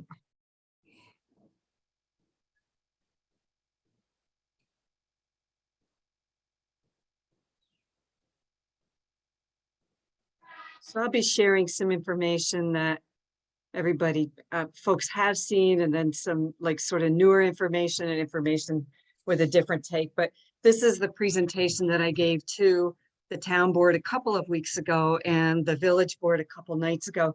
And the village board meeting, when it first started, the Mayor Murphy seemed sort of disinterested and you know, enclosed, and maybe a little bit of sketch of, I don't know, skepticism or something.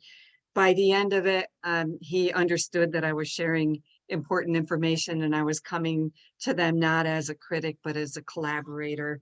and somebody that, you know, like an honest broker really coming to them with information, asking for information and suggesting ways that we could move forward. So I start out and I say, you know, hey, the Esopus is really important to Saugerties in our identity and in our economy for recreation. We've got the beach, you've got our lighthouse, you've got a business that rents kayaks, people love to fish there. And there's my, in the right-hand corner is my beloved cedar canoe. That's not the one that I do my survey in, but I've had her on the Esopus a number of times.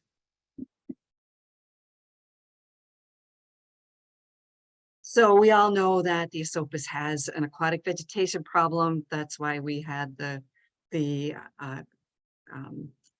harvester.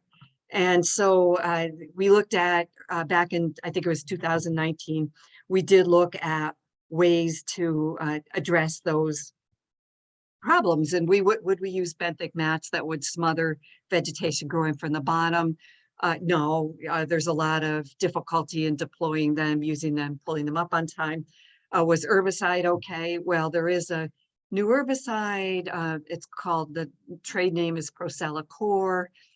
In that this word right here that I'm not even going to try to say is the active ingredient. It's very targeted to Eurasian water milfoil, but we have an issue of not being able to hold back the water flowing in the stream for enough contact time or a guarantee that it could be held at that level. So we set aside the idea of herbicide. We looked also at diver harvest, where you have divers that specifically pull Eurasian water milfoil and they feed it into a suction tube and it gets loaded onto a barge.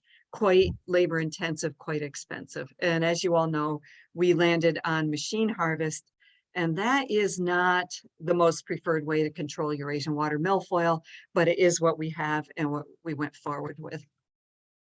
So there's our harvester. And so I first engaged in these surveys or suggested them because when we knew that the control was going to happen, how do we know if we were successful? And I don't think we have not yet identified success. And I said to the village, I mean, success to you may possibly be simply, is our beach open this year? Did we control vegetation enough? Or are we getting as many complaints? But as an environmentalist and as you know, somebody that has a science background, I like to know more empirical data and actually be much more data driven than I think this is.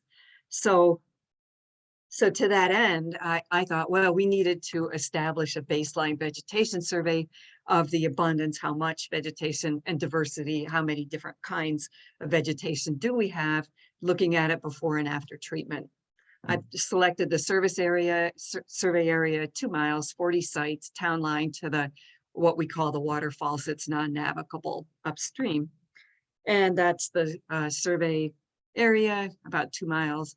And I identify the village boundary, the vegetation patches, and you may be accustomed to looking at the stream in a different way, but I do identify north and orient it north and south. Established a 2020, what I'm calling the baseline survey, and a 2022 follow-up. I did skip 2021 because I just couldn't get to it with family issues and that sort of thing. It's not perfect. It's not even close to perfect, but it's what we have and what I can offer and bring to the table. So these are the dates that I surveyed, July 2nd and 15th in 2020, and 3 days in 2022, July 23rd, August 1st, August 8th. And when I think about it, I think, you know, the demands for our elected officials are different than the demands that I have and that I will put on ourselves and put on the CAC.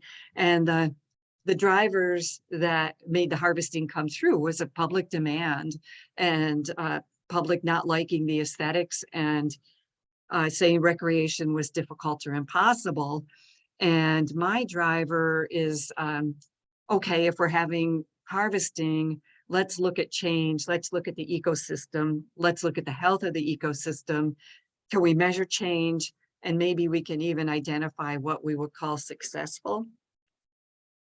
So I developed a systematic sampling plan, shared it with everybody back in 2020, part of the 2020 report. It's called a point intercept method. It's essentially, it's one site per surface acre. And I did 2 samples on each site. So it's about every 200 feet through that whole two-mile reach of the river, looking at the presence, absence of vegetation, the species, how dense is it, how deep is the water, what's the temperature, and how deep does the light penetrate in the water column at that given moment, that snapshot in time. So here's my gear. This is just, in fact, Elizabeth Schaefer gave me one of these rake heads. It's just 2 back-to-back rake heads held together with tape and electrical cord. Here's the Secchi disc that I got from Mary McNamara, and here's a canoe that I use. So, and here's how I toss my rake, pull it in, and I look at how dense. First I say, okay, how dense was that vegetation? Is it trace? Is it medium? Is it sparse? Is it dense? And then what species came up in that throw? So I collected in the 2 surveys 9 different native species. Boy. And aquatic vegetation is critically important to any healthy ecosystem. It provides food, cover, habitat, nutrients, and substrate, and to any lake. It's so any water body has some kind of plants growing in it, whether it's microscopic algae or rooted aquatic plants like in this picture. Now, the stream doesn't care what it grows. It's going to grow plant matter. And so it can grow rooted aquatic vegetation, or it could grow slimy filamentous algae, or it can grow both. The invasive species I collected were Eurasian water milfoil and curly leaf pondweed. Our target species for the removal program is the Eurasian water milfoil. And also present and a large effort spent on getting this in the village portion is Eurasian water chestnut. This is an annual. It can actually be controlled if you can get it early on by pulling it, because every year one plant will grow from a seed and then that plant dies. So it is controllable as an annual plant. Across from the beach at Saugerties is overrun with this stuff, and a lot of bays on the Hudson are overrun with this stuff. So here's our harvester. And I have harvest activity 2001. I only had until mid-August, and the start and end dates were not reported. So this is all I had to go on, and they did give me the hours that they ran the harvester. I have incomplete data, but one of the commitments that came out of my presentation to the village on whatever day that was, I guess it was Monday, AL has been asked by Mayor Murphy to update these and get them to me and get the report out. So these blue areas are where the village concentrated its efforts with the surveyor, with the harvester. And you can see they made a couple forays up here, worked on this vegetation patch. And this only shows maybe 3 or 4 trips up to the, what do you call that? The mutter kill. I've been told this is, I did raise this issue last fall that I did not have complete data, but nothing really transpired in terms of updating it. So I do think that we may have more cooperation from the village in the future, now that I've shared this with them, and I think opens up a relationship with them. Wonderful. Here's the harvest activity in 2022. This picture, as I got it from the village, is oriented a little bit differently. It doesn't show the village, but it shows a few trips, maybe 1, 2, 3, 4. Each one of these blue traces is a trip from the harvester, and you'll see they spent some time on this vegetation patch there alongside the Esopus Bend Preserve. So again, I do expect this to be updated, but note this only goes through July 18th. Mary anecdotally reported that after surveys. She saw floating vegetation matter. I did actually speak to the harvester operator, and he told me that in his experience that the harvester doesn't really pull the vegetation up by its roots, which it was purported to do, but that it just mows it down to 2 feet. But I could see right here, here's a native plant right there. That's one of the Potamogitans. That's not Eurasian water milfoil. These others are Eurasian water milfoil. But the point is that once that thing passes through, there's anecdotal evidence that it does not, that it leaves floating fragments behind it. Did they, just to follow up on the mowing versus the pulling from the roots, has that point been driven home? Is that going to be corrected? Because as we know, if they're just mowing that stuff down, they are just making it worse. Yep. Well, Because- Mary, I don't know. The answer to that is the machine does what the machine can do. And if it doesn't pull by the roots, it's can't be made to pull by the roots. I mean, it is in his estimation, it only mows. But you'll see in my recommendations that I do recommend a look-see at what is coming up and to make a determination on whether or not it does pull by the roots. Wouldn't that be a function of how far down it goes in the water? Whether it goes to the roots or Well, not? I mean, the way it was explained to me, and I never talked to the guy that sold this outfit to the village, was that it gently tugged, and it tugged enough that it uprooted the plant. That was how it was described to me by whomever described it to me. Okay, thank you. Yeah, And so again, just a it quick looked look at the, Like it was.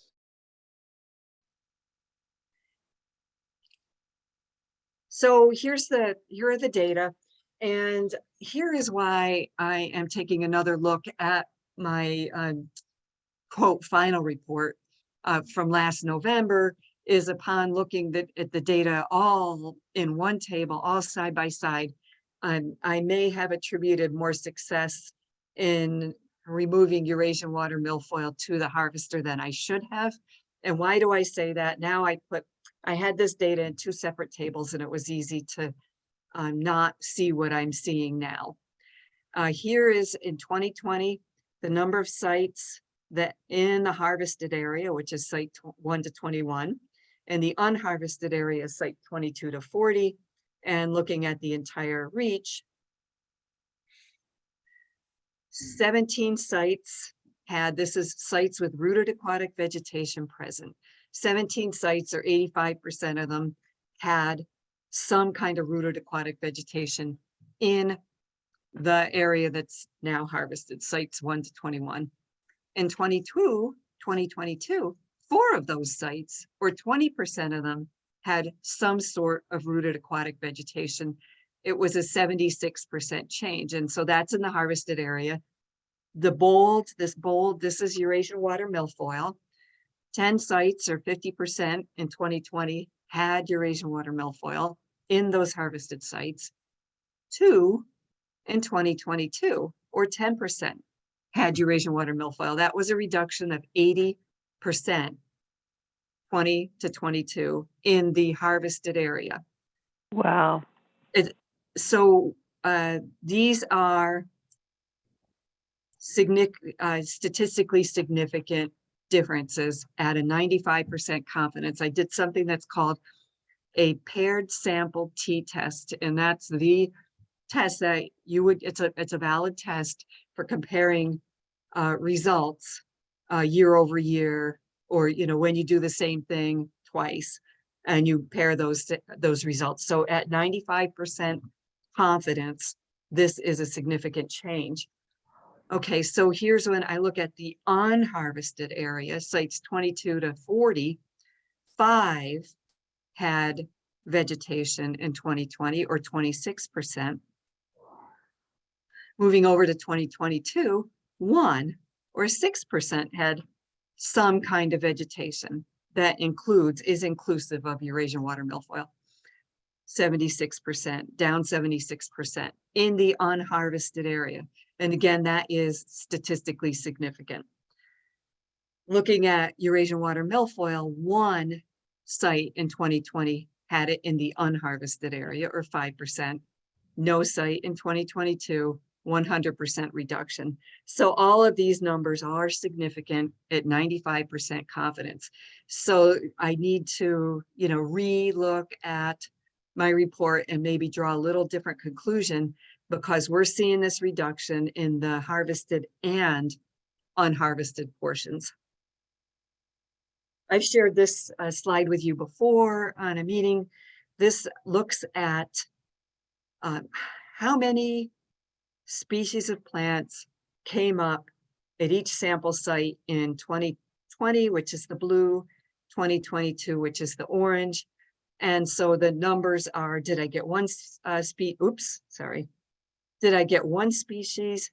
Did two species come up on that at that site, or did I get three? So only one site ever gave me three different species on one, this is all the channel section, in one sample size. So this actually, I'm not going to spend a lot of time on this, but what we can see is that not only do fewer sites have vegetation, but the number of species pulled up per site is less. And this is also statistically less. So you might draw the conclusion that the diversity of plants out there might be reducing, but we don't really know. But this is a significant difference in the number of species per sample. So looking at the 4 vegetation patches, I found the 2 invasive species I found were Eurasian water milfoil and curly leaf pondweed. And I did not find anything else, any other invasive plants in there. So only one of the patches was in the harvested area, that one that was near the Esopus Bend Preserve. The actual physical sample site that I've selected 2 sample sites in each vegetation patch. Neither one of them, if I can trust the maps that the village gave me, actually got sampled over or got harvested over. The density, moderate to sparse in my samples, 7 native species found in the patches and the 2 invasive species. So 20 and 20, comparing 20 and 2022, there's not a big enough number of samples in order to draw any kind of statistical conclusion. It would be completely invalid. And I don't have a harvested versus non-harvested. But what I can say just from the qualitative standpoint, same species and densities year over year. And where I did notice a difference, and I think there was some public complaint about this, filamentous algae. One of the 4 vegetation patches had it in 2020. This year, or I should say last year now, 2022, all vegetation patches had it.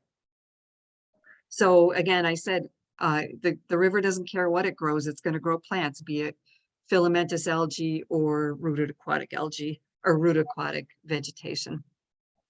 And there's that's the nice filamentous algae. So, is the harvester effective?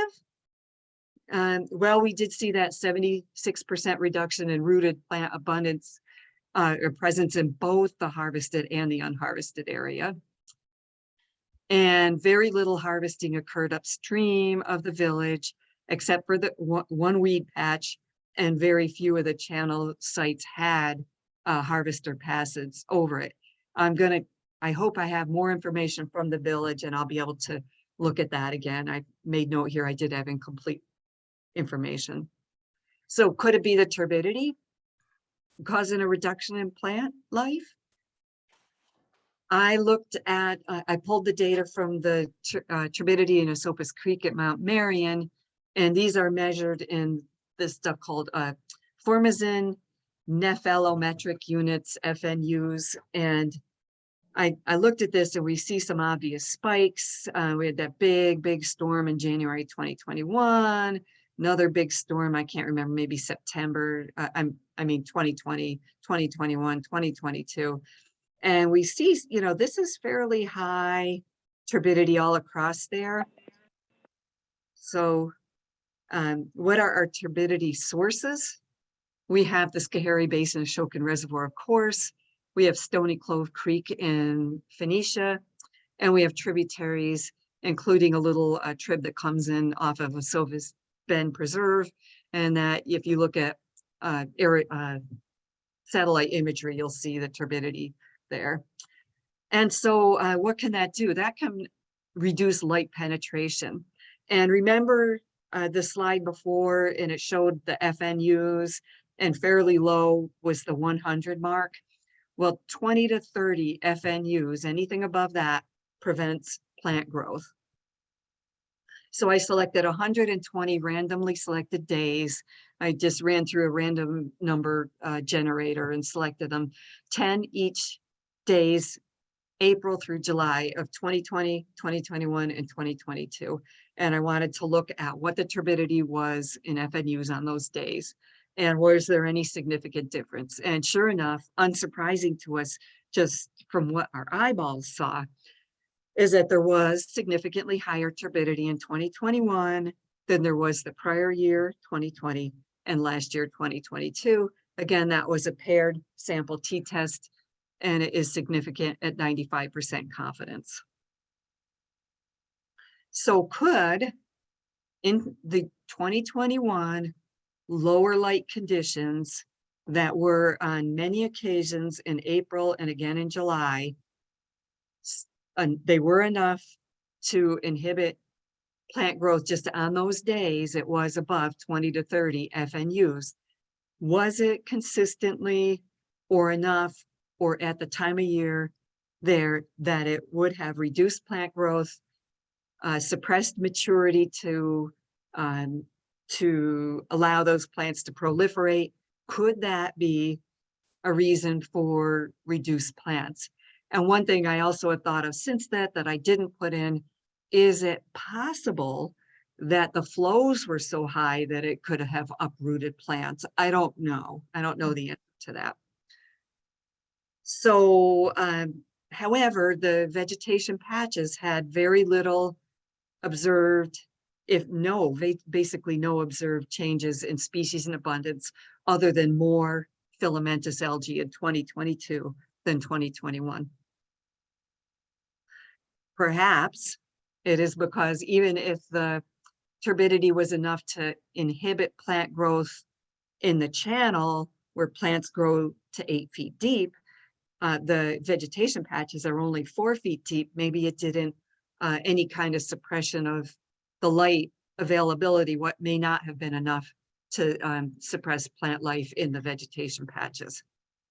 So science is always puzzles and questions, and it's used often, the more we look, the more questions arise. So what we saw, is it random biological variation? I don't know. A combination of harvesting and turbidity, maybe. Could it even be the time of the survey? In 2020, I was out there in early to mid-July. Last year, I didn't get there until late July and into August. Is it some other reason? Is it a combination? I don't know. So as a result, I made these recommendations, which is to coordinate surveys and harvest between the village, the town, and the volunteer, which is right now myself. To provide a more complete and timely harvest data. It seems like the village they have asked IEL to step up on that. Present the findings to the town and the village, which I've done. And I propose to reduce the number of sampling sites. It'll be less onerous on me and my capacity to do this. Sites, 25% of the sites 31 to 40, lack rooted aquatic vegetation in any instance. So I propose to eliminate those from the survey. I would love to see the village implement its own survey within the village bounds. And at the meeting on Monday night, I offered to help them in any way I could. If they wanted to do this, I can certainly help them in their survey design. And I could put them in touch with people that know how to identify aquatic vegetation. I would like to Mary's point, evaluate the efficacy in removing Eurasian water milfoil roots. Further, I asked Mayor Murphy if there was any possible way that I could be a passenger on that harvester and I could actually see how it works. And, you know, I mean, if they have insurance issues or something, that may not be possible. He didn't answer my question, but I will, and it was in an email, I will ask again, but they have definitely said it would be great and fine for me to get down to the waterfront, take a look at what's on the barge, see if there's roots attached, see what the vegetation abundance and species are on the barge. And I would love that the harvesting team to coordinate with the survey volunteer or me, or if it continues to be me, to see what species are in that load and the abundance. I just said that. And try to do a better job at getting that survey done the same time. I'd like to see it done every single year, but at least every other year. And report our results to the New York State Invasive Species Database, which I have done. So Excellent. with that, that is the end of, oops, now where's my Zoom? Oh, here. Yeah, I don't, now all I have is a Zoom picture. So I don't exactly know how, oh, I see how to get you guys back. So I can stop my share now. Did I share? Did I stop my share? No, it's still up Oh, okay. Oh, I want to stop my share, but it didn't at the give me a top. chance. Oh, you know what? Ken, or not Ken, Kevin, if you could, yeah, there we go. He removed me as the host. Okay. So, yeah, I appreciate your giving me a little extra time to do that. I wanted to share that with you, and it's sort of a more packaged product than what I was able to share in the past. So it looks like 3 people have hands raised. Yeah. Okay. So I just wanted to say, since on my screen, it looks like I'm the first one. Oh, yeah, I'm not. That it was that was an impressive project that you took on. And I love the fact that you did all these charts and FNUs and you just kept on diving into it. So thank you. It was really wonderful. I Good appreciate job. it. I don't, You're and yeah, welcome. and I think the only way we can make any sense of this is to continue doing it. And Yeah, you do need long-term monitoring, absolutely. And, you know, you're not going to have all the trends and the whys and wherefores in a year or two. And there's going to be changes because of what they're going to be doing with the Delaware Aqueduct. You know, certainly the flows are going to be doing some funky things, but, you know, time will tell. And, you know, I'm no spring chicken. I hope that, you know, there would be somebody willing to, you know, step in behind me when I get tired and older. And here I was thinking I should retire so I can do this. Oh yeah, come out with me. Yeah, you should retire. Come on out. Leslie, Yeah, so I don't see Carol's picture. I think I must have missed it. I took it off because I was eating. Sorry. Oh, okay. Yeah, because then I couldn't see your hand. Okay. So Leslie, it looks like Leslie, I just have to say, I think this is so important. You have brought the focus on this to the village. You have initiated a cooperative agreement between the town and the village over this. You've got, you've profiled the CAC and our interest in it. I think you have sparked some really, really good initiatives that are going to pay off in the future. I am just so impressed. I think it's so important. I am too. And yeah, and you know, I definitely got you know, the kind of arms crossed, lean back, defensive vibe when I first showed up at the village. But I just really, you know, I just want to, I am an honest broker. I'm not there to critique and criticize. I'm there to share information and invite collaboration and cooperation. And I think that, you know, they realized it, you know, as we went on, and I had some good questions and stuff at the end. So I hope it helps that relationship with the town and the village. I think you I think absolutely. you're a true scientist because you seem not to be satisfied yourself. You kept having more and more questions, which is really what a scientist does, I think. And I'm so impressed by your research and your continuing research. And we should all be so grateful to you, the town and the village and everyone. Well, Yeah. thank So you. grateful. You know, I've said it before, I'm not, you know, a big expert, but I just maybe have the enough to, you know, I think that the aquatic invasive species coordinator from the Catskill invasive species partnership, I believe, is going to be going out with me this year, and you know, she would be excellent, and she knows all her plants, so you know she could see what we're doing. So, well, thanks. Any questions? Yeah, hey, did I Oh, understand, did Skip. I understand that one chart that the comparison of the harvested and unharvested areas at a reduction of 76% were the same? And at a first level view, that would indicate that the harvesting isn't doing anything more than natural turbidity or whatever would be doing. Is that a novice way of looking at that? No, we don't have the answer yet. We do know that they spent last summer. I mean, for one thing, their primary focus area is in the village. There are no data from the village. They do not have a baseline data. They have not implemented a survey. They don't have a way of measuring other than the hours that they run their machine and how many tons they removed. And if I remember, this is just from memory, so it can't be quoted, but something like 280 operation hours and 80 tons of removed vegetation. Now, the water weight is about 95%. So that is going to come down to if you actually looked at it, it's probably less than 1 ton of dry weight material. So they are removing literally tons of vegetation from the village area. And anecdotally, people reported that there was less vegetation in the stream last year than the year before. So yeah, I can't.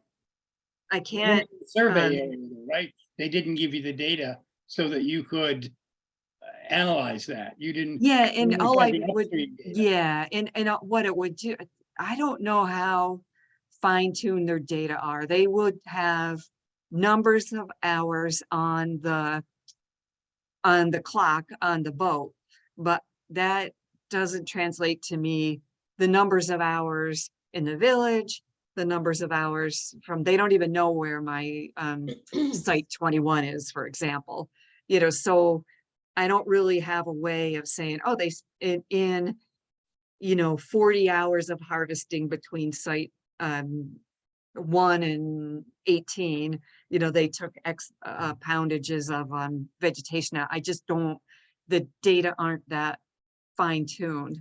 So, but, you know, big picture, yes, there was a massive reduction in vegetation. And I'm sure that massive reduction also applies to the village. And they've been taking literally tons of vegetation out of the village. Probably they're most concerned and they're most Yeah, concentrated. I mean, they have to right be, on and that's the- where, on the yeah, beach. and that is where most of the vegetation is. So anecdotally, it could look better. I mean, this is a Yeah. public relations thing as well as, Right. so it could be that And- they're really concentrating on that 1 or 2 acres of village beach property, and taking 80 Exactly. tons out of there. But And that has you to, don't that have has any to be data your, on that. that has to be their priority, you know, if they want to keep the beach open. I mean, it has to be from, you know, their perspective. So, and like I say in my presentation, their driver is public demand. And as a CAC, I think we're more data and science driven, I hope. You know, going back to when this all started with the harvester, we all agreed, and I remember meeting with them. We agreed that the priorities would be the village, that the village beach would be the priority, and the second priority would be the channel, because the kayakers could not get up or down the creek because the infestation was so thick in the channel. So yeah, so I hope they understand that we understand their need to get the beach cleaned up. Yeah. Mary McNamara, you had your hand up? Leslie, yeah, Leslie, again, reiterating what everyone said, you accomplished so much with your presentation, and you did it with humor, you did it with lightness. You got cooperation, you received a lot of respect from the village for a science-driven approach to measuring what's going on. It just was so exciting to be in the room and see the energy shift. You could touch it. There was something that you mentioned in your presentation Monday night that I didn't hear this time, that was a huge new piece of information, the life cycle of the Eurasian milfoil, that it subdivides in late July, early August. Yep. And so if you wanted to make that, I thought that was hugely important. So that Yes, would drive the scheduling. I Yeah, don't know if and you want to Mary, touch Mary on and that I, briefly. Mary O'Donnell and I had an extensive discussion about this in the last fall. And it would be ideal if the harvesting would occur before that auto fragmentation can happen. And then that gets balanced against, well, what's there is going to auto fragment anyway. And so does it make sense to just keep trying to hammer it and pull it out and pull it out and pull it out, even if you risk somewhat moving around? It's already there. It's already going to break up and move around. So, Mary and I had some energetic debate about that, and I came around to see her point of view. But yes, the Eurasian water milfoil is a reproductive miracle. Every little piece of it can start a new plant, and it auto fragments, it breaks itself up. I do believe it is about the 3rd week of July that happens. It might be, depending on just where you are, your climate, temperature, all that, maybe early August. So, yeah. And- So it looks like Carol. And has Leslie, yeah. Leslie, just another thing is that Ulster Publishing in today's issue of the Hudson Valley One has a very long article about your presentation. And I believe a week or two back, Bill Kimball had one in the Daily Freeman. So It not does? only have you gotten cooperation from the village, but you've gotten lots of publicity. Yeah. Oh, I'll who send knew? it to you. Who knew? Yeah, I actually had a call this evening from, gosh, what did he say his name was? Mr. Gordon? Oh, David Gordon. Yeah, David Yeah, Gordon, yeah. yeah, he said David his Gordon. recorder Yeah, didn't it was- work, and he called me with some questions this evening.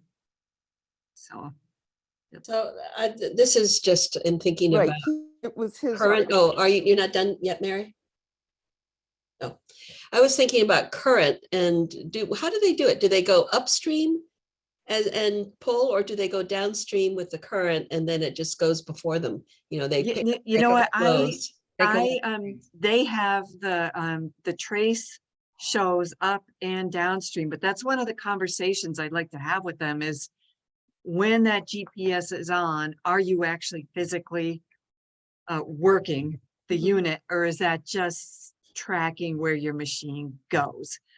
And so these conversations to have with the, a better relationship and more conversations with the operator, and I would understand better. But I do know it is a challenge, and I completely understand this, to work their way upstream. It takes quite a long time, and it doesn't take that long to fill that barge. And then they end up with a lot of travel time. So getting the more upstream reaches is a challenge that I get, and so, but I think that, to your question, I think I would assume that they would be harvesting until that, whether they're going upstream or downstream, until that barge is full. And then they motor their way back to the dock, and then all that goes and gets composted at the North Street facility. Okay. Yeah, so, yeah, but I would, I want more conversation and discussion with the operator now that, and then I had a conversation with him afterwards. I just, introduced myself. He was standing at the back of the room. He didn't even really see my presentation.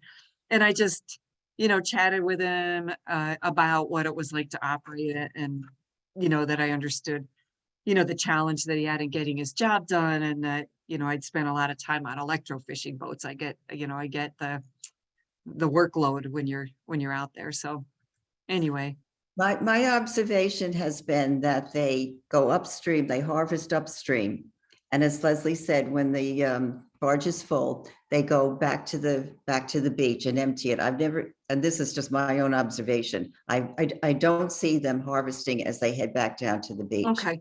Yeah, Yeah. so that their GPS trace that shows up on the map then for those forays upstream, you don't count the return trip. Then it's just like for each 2 lines, it's really one harvesting trip then. That's been my, Based on what you say. Okay. Mhm. that's been my observation. And now, Yeah, just so not to prolong this because I know it's getting late, but to the point of the travel time going back to the beach, they are looking for a site along the creek where they can unload the milfoil. And we talked about this 2 years ago, Mary McNamara, and I think Skip and I talked about it. And I know the ECC had started looking at a possible area along Esopus Bend where the milfoil could be disposed.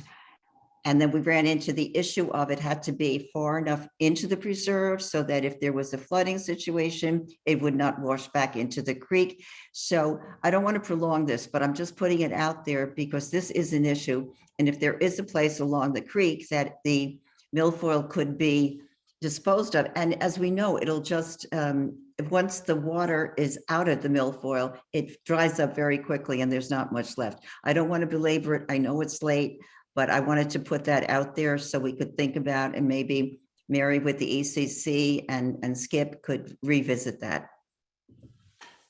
I just want to make one comment. See this, Skip? This is a big hug for you.